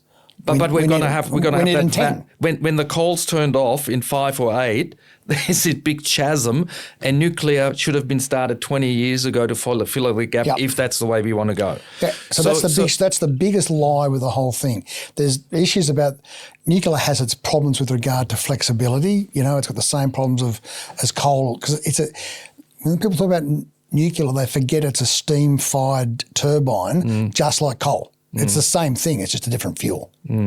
So this argument about how much it costs to run, what it does and what it's going to do, then relies on capacity factors. If Dutton was telling the truth, we'd actually have a situation that says he would be saying we're going to turn your rooftop solar off because at certain times because the nuclear's just got to run and we've got to get our money back from it.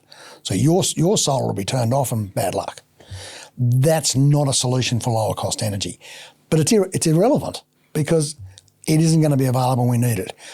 I think there's a chance that small modular reactors will come to fruition. You look at some of the demands around data centres and some of the other unserved energy valuations of people needing energy. They may well come to fruition and they develop the technology, but that's 30, 40 years away, particularly in volumes. So when we take coal, gas, nuclear, renewable, wind, batteries, all of those things into account, the technology is there right now to create a very reliable grid? Yes, no? Yes. Is it politics that get in the way of getting a good solution? I think yes. I think we're not, it's politics and business. You know, if we're trying to say what's the best system going forward, we've got to understand that we can now no longer have wild demand always met by supply. We've got to manage demand. Managing demand means lower opportunities for business. So you're going to have the business people in the ear of government saying, we don't want that to happen. Because there'll be less profits. There's less profits. I'm sure they don't spin it as saying we want to make more money from consumers, but certainly, I know with talking to government and things sometimes they want to understand about business productivity and opportunities. Talking about individual customers is a bit difficult, But what about all the businesses in Australia right now who feel they're becoming very non-viable because of the high energy costs? They don't have the money for the lobbyists. They just suffer, and one day they close their doors and the employment is gone and our manufacturing is going down. And if we actually would be able to turn this around and get lower energy prices, there'd be benefits for small business, benefits for end customer, benefits for manufacturing. So when the politicians start to squabble with each other and creating an energy policy that creates higher electricity prices, sorry to say the language, they've fucked the whole of Australia. Royally. So we've got the aim. You didn't say yes. No, I said royally fucked us. Ah, right. That was a double yes. Something like that, yes. I just didn't get right into the hard yakka.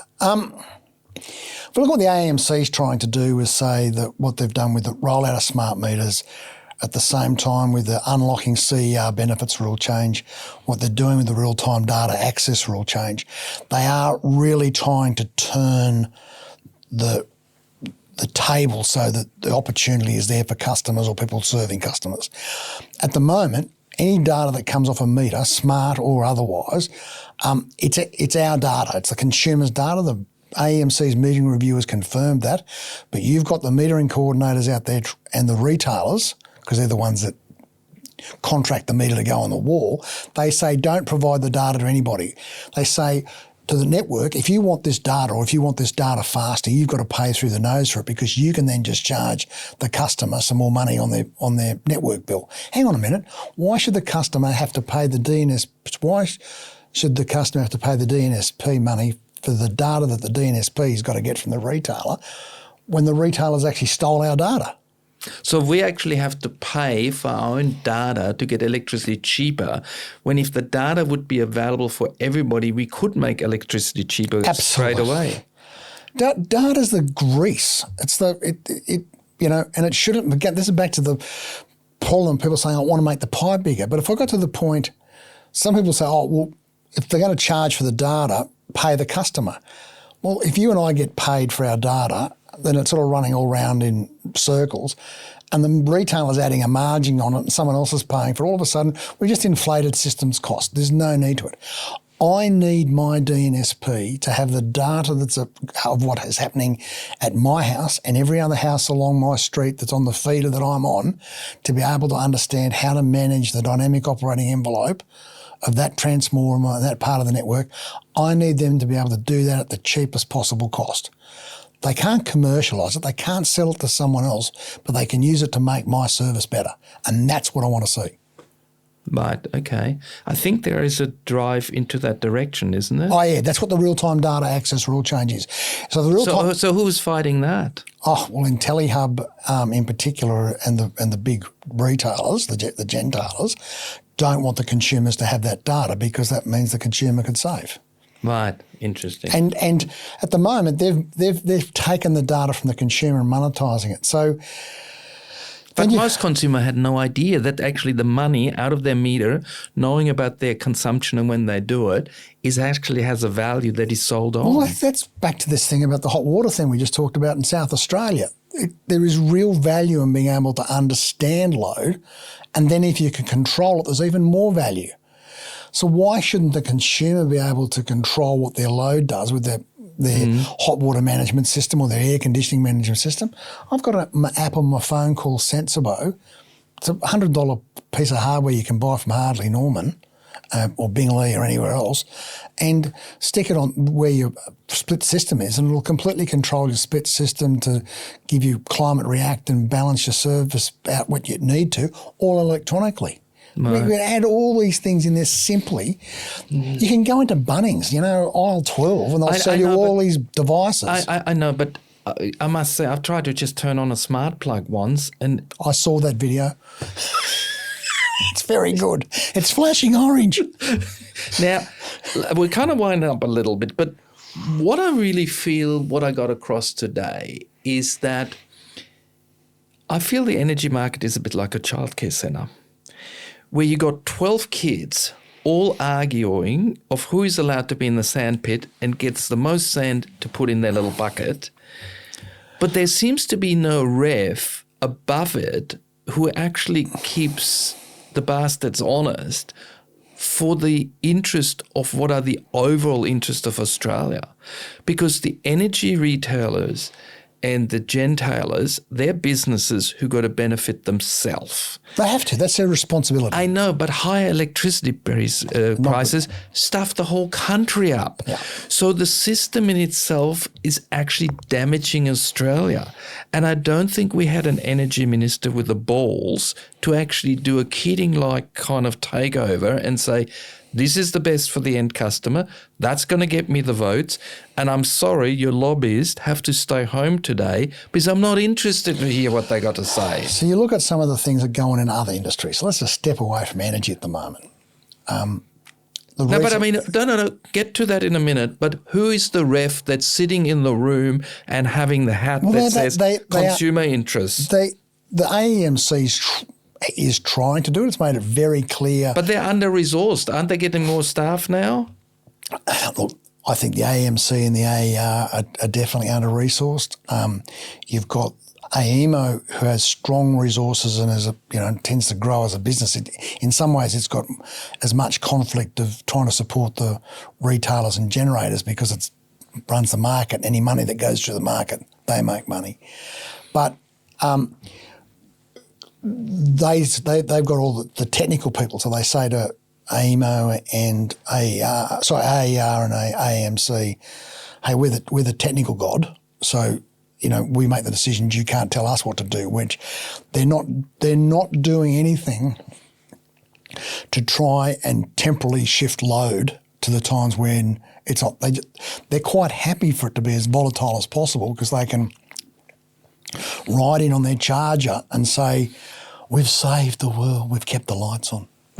That's not what it should be about. It should be the point that we never got to the point that we needed to save the world. So listen, I remember an old Charlie Chaplin movie, which basically I think he was owning a glass business and he was paying little street kids to go out there and throw rocks at businesses' glass places so that he would keep his business going.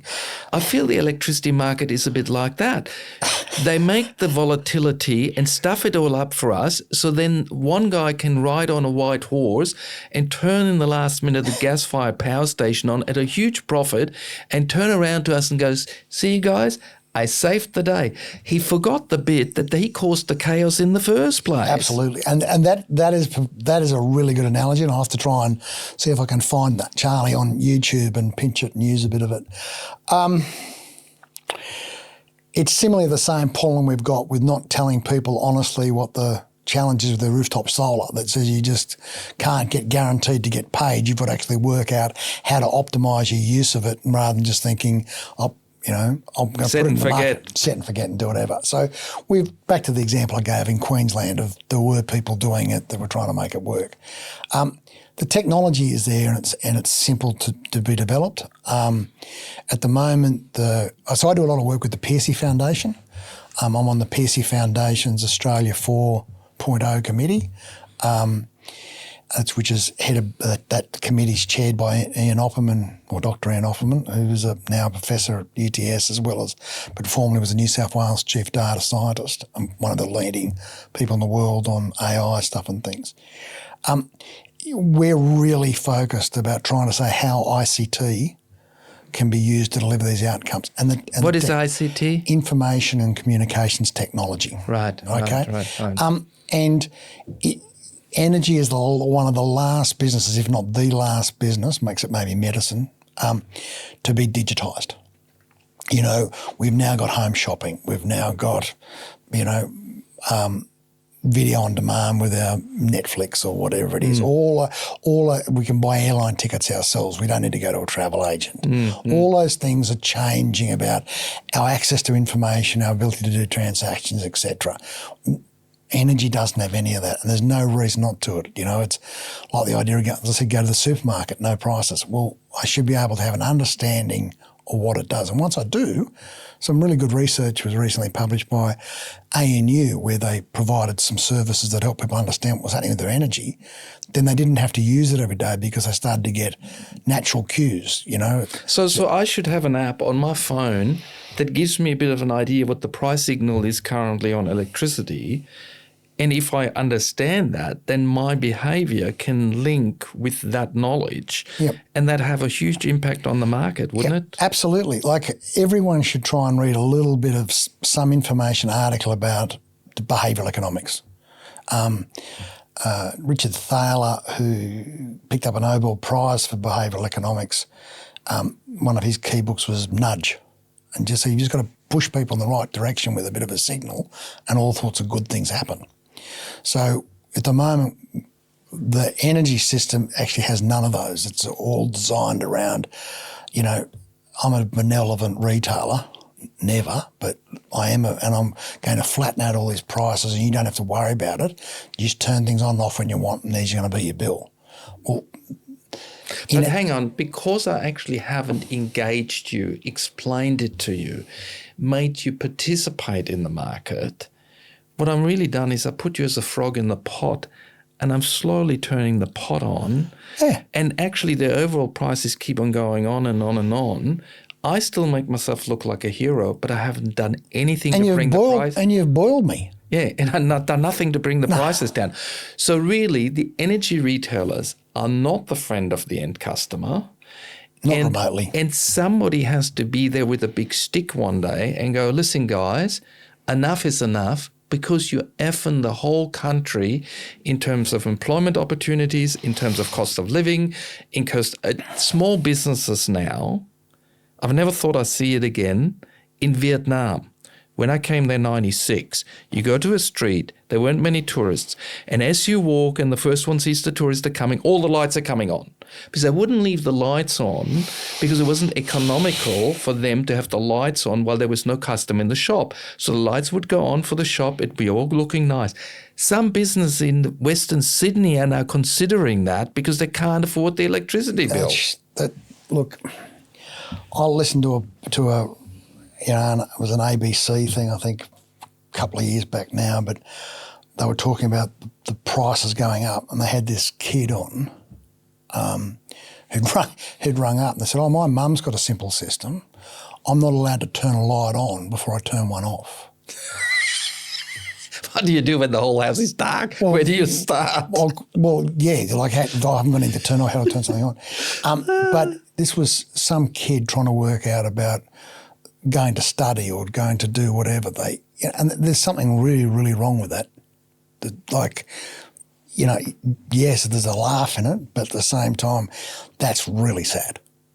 And we shouldn't be having our kids having to do that sort of thing about the services. It gets to the point of worrying about turning something on or off at that level. There's something really wrong.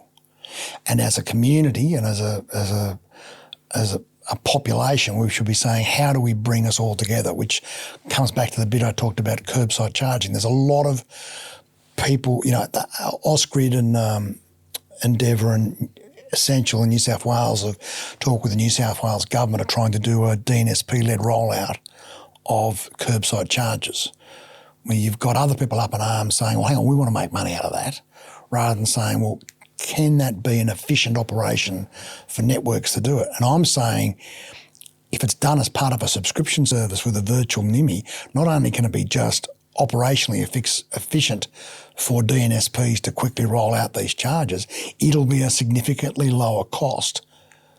But the person who's not going to get the money then is going to be the retailer, because they're not getting to charge a network fee again and again because the person's paid their subscription. So really, to summarise in some way a little bit this podcast and get to the end of it, because business has to make a profit, when new technology comes in, instead of designing it in a way that benefits us all to get it at the lowest price, sometimes business deliberately make it as complex as possible to have as many little charge points in between to make the profit. So capitalism in some way, really, in that aspect, screws us. Yeah, it does, which is one of the reasons why I'm particularly attracted to the networks, because they are, by law or the way the structure of the NEM is, they cannot participate in the energy market. So they are agnostic to the value of energy I use, whether it costs... Who is that again? The distribution networks. Right. They are agnostic to the value of what it is. So they're possibly the most honest broker in the whole damn thing? Particularly considering they're regulated. I wouldn't say that they're the most honest business, and every business is trying to make money. If you take a look at someone like Essential, it's in New South Wales, it's wholly government owned. So you'd like to think it's a little bit more ethical. And I've got a lot of time for John Cleland, who's the CEO of Essential and is now the chairman of the Energy Networks Australia, and he's doing a lot to try and drive some of these outcomes. But the AER beats the networks on the head a bit and says, swim in your lane. They're rolling out community batteries at the moment, and because of the way the rules work for ring fencing and saying that the networks really can't own batteries because the retailers claim they're generators, the battery, because it can export as a generator rather than just being a load. So the network builds a battery and contracts it to a retailer to provide an energy as a storage service. I see no need for the retailer. It could be just a service that says, I've put 5 kilowatts in the bank, you give me 5 kilowatts back. The network could do that without a retailer being involved. It could say, I know I'm going to need 5 kilowatts for this evening in my flat. Store 5 kilowatts for me in the community battery in the middle of the day, because it's all about this volatility stuff and compressing things down and using energy when it's cheap. If we got a lot more use of renewable energy in the middle of the day, then those prices, instead of being negative now, would come up a little bit. But that's a good thing, because then someone else will build more of it. Or the rooftop solar will be worth more and people will put something in it. You mean if we had more of those batteries? If we had more batteries and service, because batteries or other load. Can I just give you a bit of feedback? There was a local council here in Western Sydney, and people from, I think, Osgrid walked in, and they stormed in with the kind of God-given attitude of, this is going to happen, we're going to do it, we're just going to let you know about it, thank you very much. And then they put the slides up, and what the councillors saw was very ugly, big, shitty boxes sitting on top of power poles right in front of people's houses. And the councillors were there to sell it to those people who would be definitely not voting for those councillors anymore. And so the whole community consultation and attitude about it was one, this is coming no matter what. And you know what? They were sent in a parcel back, packing to go away, and they would not get any support out of that council because they actually had the wrong attitude with visualizations that made the community so ugly that nobody was in favour. We've got to have better solutions. Then it comes down to the questions of undergrounding wires, which would rather get rid of the poles altogether. Community batteries should be more like the green kiosks that we see around. At the moment, But hang on. I don't actually know why the federal government has to purchase and subsidise batteries that energy retailers then make money out of. You're talking about the community batteries or the community batteries, because Chris Bowen is walking out, rolling them out, and when you look where the money's coming from, it's from the federal government. It's not those people investing in their own assets. And this is back to the problem I was saying before, where the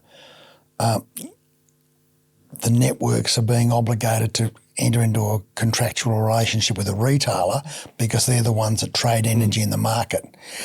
So this is at the moment the way the rules work, only retailers and generators benefit from the fact that energy is fungible.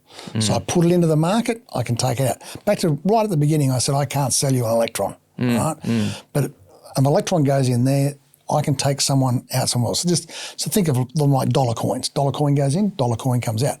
Doesn't have to be the same dollar coin. The rules of the market at the moment say that from any connection point, going in or going out, has to be the responsible. You've got a gatekeeper who. The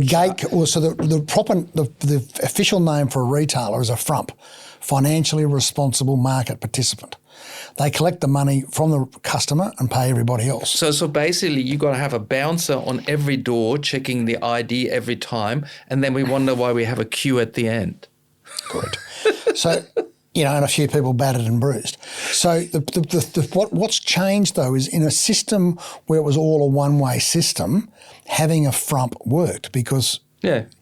It's one door, it's one bloke. And I'm letting things in. It's not things trying to come back out, right? Now things come back out and someone goes, well, hang on a minute, that's destabilising, I want control of it. My point is that, some of the rules and things that the AEMC is doing at the moment says, we can still, like wholesale demand response mechanisms, you can only, and the unlocking CR benefits, you can only have one frump at a connection point. And my point is that there's always two frumps at a connection point, me, the customer, and the retailer, and we're in opposition. And that's not being respected. At the end of the day, the retailer is exercising control over me, exercising control over the metering data. So the whole introduction of the change of meterings and things and bringing smart meters first in was called the power of choice retail. The power of choice change, right? The power of choice rule change. The choice actually was for me to choose a retailer. He could then choose who the supplier of the meter was.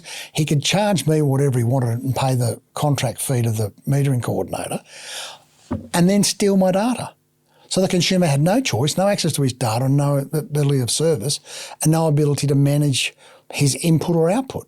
And often was gone from a flat fee to a time of day, which increased their bills on top of it. Well, they gave them no information about it, said this is going to happen. So there's a fundamental problem of going from a flat fee to a time of use tariff. Without any communication? Without any communication, any detail to someone says what you're trying to do. Back to my thing about turning my dishwasher on, or when I buy the tea. If I had to go and randomly work out this is the half price day or it isn't, it's going to be a bit hit and miss, isn't it? So why wouldn't you think, as an energy retailer, when you change somebody from a flat fee to a time of day metering, that you don't have to put a full-fledged communication strategy around it? So the AMC recently announced that the retailers were pulling it over the wool over the customers a bit by doing what they were doing if the network tariffs changed and being able to consumers to choose which tariff they were on. So the AMC has put a big stick out on that and basically said, you're not going to get away with this anymore. I think that's going to flow through. I believe, I hope it's not a forlorn hope, but I think the real-time data access rule change will get up with consumers having full access to their data.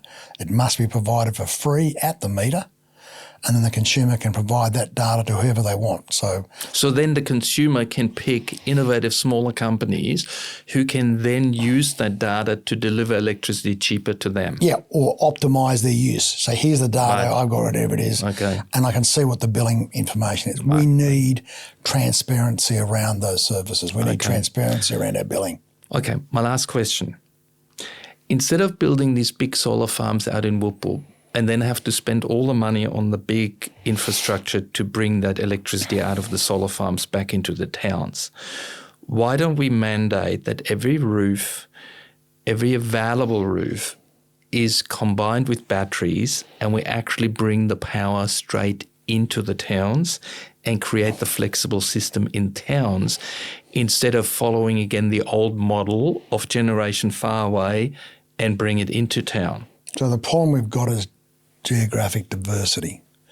So there was a chart published from NemWatch from Jeff Eldridge's website by Jess Hunt, one of the market designers for the AMC, what used to be ESB, that showed a big band of cloud coming over Adelaide.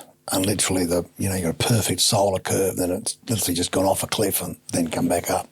So that's really bad for an electricity system, even though you could. But if you've got batteries with it. If you've got batteries with it, then it gets to a point that says, I'm going to survive that. But one of the things is the moment, if you start saying, you've got to have rooftop solar and a battery at your house. But you subsidise it like the NBN. You create a whole infrastructure around it, and people then lease it and not pay to purchase it. You just pay a rental fee for it, and you create a very stable grid. That's where you get the thing that says you're better off putting them as these community batteries. And I'm not talking about what they refer to as koalas, things hanging on poles. You're talking about so all the Osgrid ones, and it costs them extra, but they're all painted with Aboriginal paintings that are supposed to be careful where we go. I like Aboriginal paintings. I've got some myself. But that doesn't take away a big ugly box right in my community where I may had 2 trees before and they got felled and they put the big box there now. In newer states, it should be part of the planning now. And it could get to be the point that things are built underground, But coming back to my core question is a small geographic on every roof in the cities. That's how we get the power in the future. Why aren't we doing it? Well, we are doing it, and the critical part of it is it says as we roll that out, we've got to put the balance and put batteries in. But I don't think subsidising small batteries behind the meter is anywhere. As efficient? As efficient as, say, community batteries and having bigger batteries doing more managerial roles. But the other thing is if you buy an EV, my EV is 80 kilowatt hour batteries. That's whatever it is, 5 power walls.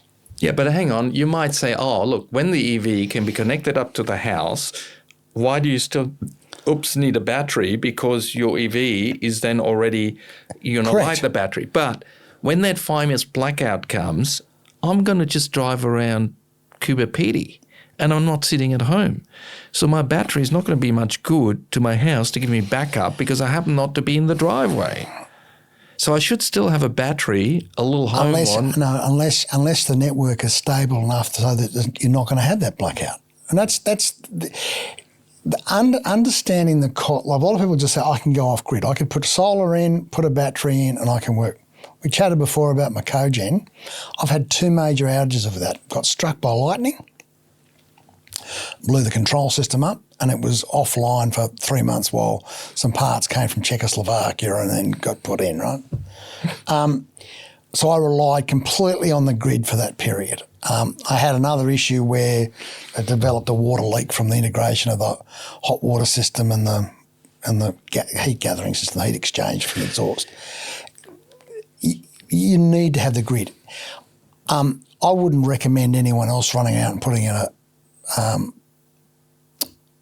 cogen like I have. Been really good and great learning experience, but your attention to detail to make sure it keeps working and things is significant, right? If we've got it so that a consumer's going there and we're saying, is my battery working? How do I get the data? And every house was trying to do that. I think it's a big ask. Whereas, people in apartments, they're not going to be able to do it. They can't put batteries in every apartment. You can't put it inside. There's some people are saying, buy an induction stove with a battery in it. Buy a fridge with a battery in it so they can just turn on and off and you've got all these little batteries all over your house.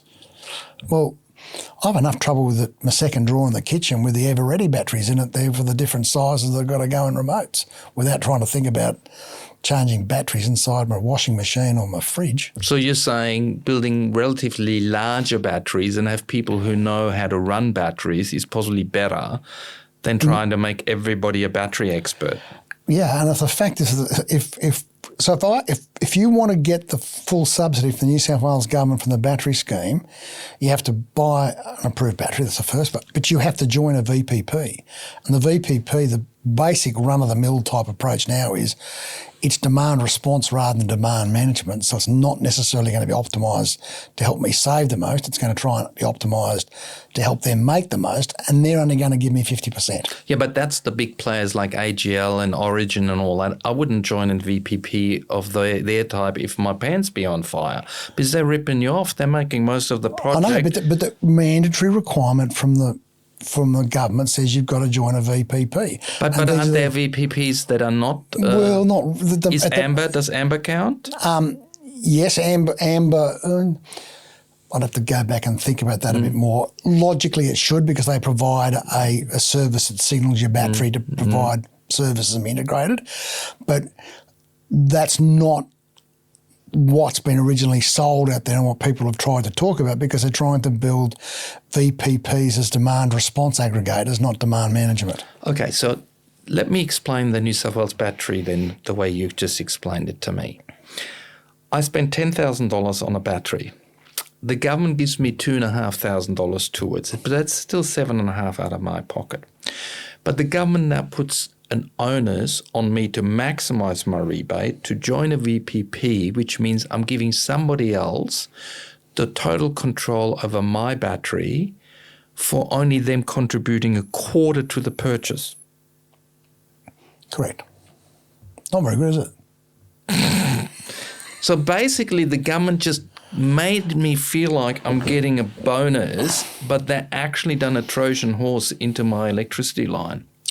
Yeah, they're basically handing money to Tesla or some other battery manufacturer.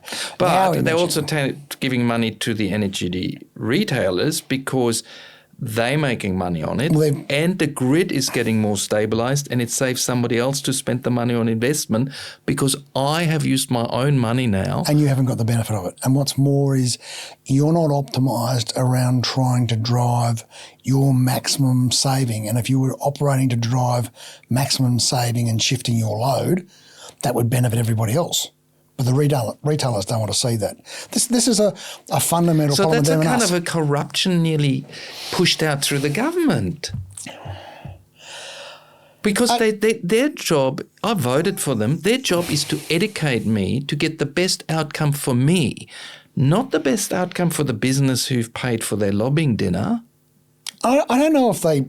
I don't even know if they actually know that they're being slow boiled like the rest of us. What, the government is that stupid they didn't even realise they got ripped off?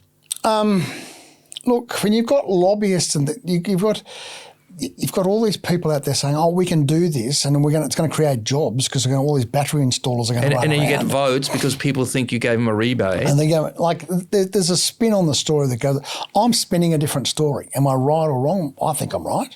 I think it's pretty demonstrable that we're doing things that aren't the best community-based solution.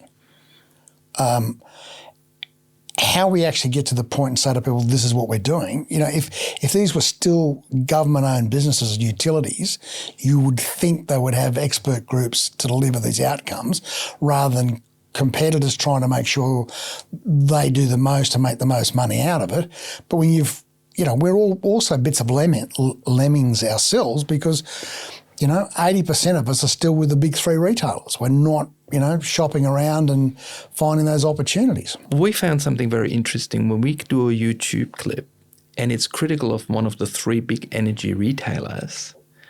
Even if it's funny and engaging, a normal video within a day gets us 600 views, let's say. You look at that video at day 3 and it's at 12 views.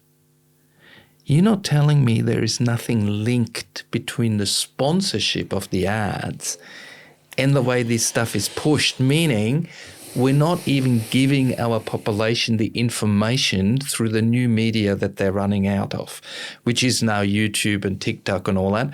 And that's, to some degree, it's always interesting. TikTok, you still get the normal views. But some of the other social media, you suddenly realize when there's a particular particular theme and information that's going that end customers should know, there's a throttle on it. It's not free journalism. I'm not surprised in the slightest. Not surprised at all. There's algorithms who pick up certain words, and if you're critical of those people, it just shuts your video down. Those businesses could have paid the keyword advertising stuff to promote their ads and go, but in this case, I know not to promote myself and I don't want anyone else to, competitors or otherwise. Yeah. That'd be interesting to see the data behind that because that was my major at university was statistics. I always get a little bit interested in stat stuff. Right. Look, this was a very long podcast today. Have you enjoyed it? I did, but I got a bit of a headache now because I cannot really understand how you keep on banging your head against the ball against the wall. Yep. Because you're kind of a bit of a lonely voice in fighting for the consumer when the big boys and the big money is not really wanting to hear your message. So my LinkedIn post, I run it about 1.1 million or 1.2 million impressions a year. My engagement rate is somewhere around about 0.5% of reactions to my posts to 1%. And the number of people that have said to me that are senior in the industry or otherwise or influential people have said, don't ever expect me to comment or anything on your post. For God's sake, don't not tag me. So I get a bit of trouble from some people. Our friend Ricardo, he tag people all the time. You're self-promoting, but these other people I talk to, some of them, not all of them that I tagged, I can't lump everybody into the same boat, say don't not tag me because, I need to hear what you've said and I need other people to see what you've said. And some of those, it intrigues me, some of the individual posts that go a bit more viral. The way LinkedIn has changed recently to being videos as being quite dramatic, so if you don't post a video, you don't get as much into their algorithms and getting shared. Oh, well, we're going to have a whole suite of videos for you. Yeah, I'm sure you're going as I think I've told you before, the one you did of me with the BYD at the EV show exercise, I think you've got 450,000 views on TikTok or something. I had my son's friends ringing him up going, God, Harry, Timbo's on TikTok, viral. So I am not wearing my green shirt today, and I think I've fallen further down in the seat, so Leonard might be a bit distracted about it. But it's important we get those things across and get ideas out there. But we as consumers should be saying what we want from our service, and I think the key part of that is what we want from the grid to service us and to give us the tools for us to save energy. Consumers want to save. They don't necessarily want to make money. If you do this today, I'm going to give you $5. No, really, that's one cup of coffee. But if I'm AGL and I've got 50,000 customers that I've made $5 from, well, I've got $250,000. And it's their asset and their service. So going to a point of saying that's not really worth much to me. But what if back to this thing that we talked about, the hot water service, we move that around and I can save $700 a year versus $60 a year because the retailer wants to do it a certain way that helps their book. We've got to help consumers. We've got to give consumers agency. We've got to be able to say this is what you can do, that this isn't something where you can just not care about it. Mm-hmm. And what's more, if you are efficient about how you use energy, you're going to help everybody else. Now, I just had the last brilliant idea. You've got at the moment the energy generators, you got the retailers, you got the people who run the wires, and then you've got the different government agency to make sure it runs and is safe and there's competition and all of that. But in that whole group, you don't actually have a consumer advocate group. So technically we've got the Energy Consumers Australia, which is funded out of the market, but they don't really deliver this outcome. I would commend the viewers that get to listen to us, that they've got this far through it, to probably have a bit of a read of Ron Ben David's papers. Ron is a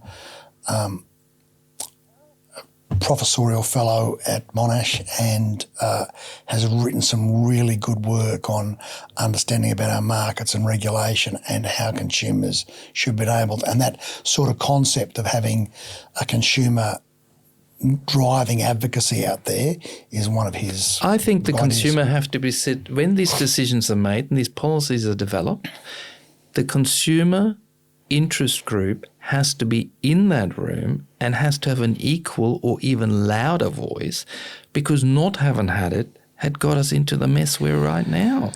And I think some of the independents at the next federal election should push that point. Absolutely. Like the thing is, the way the energy system has changed is instead of the consumer being the meal on the table, he's got a seat at the table and he should be at the head of it. Yeah, he shouldn't be the one that everybody chews on. He should be saying, actually, you get this, you get that, rather than being someone carving him up or her up.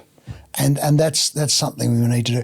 If we look at AEMO's just was going through a process to try and create what they call the CER data exchange, which is basically to make all our devices talk to a central thing provided by AEMO to help businesses make money off us.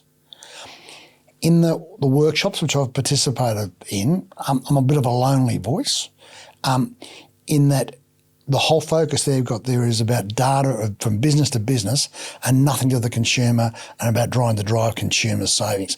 And it's a real problem. But that comes back to AEMO's focus at the moment of being an exclusive supply side control operator. They don't like the idea of the demand side being participatory, particularly if it can reduce volatility. But that's what we want as consumers. We just want cheaper energy, and the way to have cheaper energy is to use flexibility on the demand side. We've never been asked to do it before, but we do it every other day. We use our flexibility in supermarkets. We use our flexibility when we choose to go to the movies on a Thursday night rather than Sunday. When we fill up the petrol. Yeah. There's the price. It's displayed there all the time. I know which one to go to because I drive around a certain places all the time and I know that's the cheaper petrol station. All right, Tim, lots of room for thought here. And, lots of little bits slice and dice for hours. Leonard's going to be busy for weeks. That's it. Our editor is going to have charging overtime. All right, thank you so much, Tim. Thanks. Cheers. Please support the channel by liking the video, hit that subscribe button and ring the bell, and check out all our other videos. Want more energy answered? Visit yourenergyanswers.com for quality energy products, tools and calculators, and find your quality local installers. You're still here? I'll see you next time. Bye.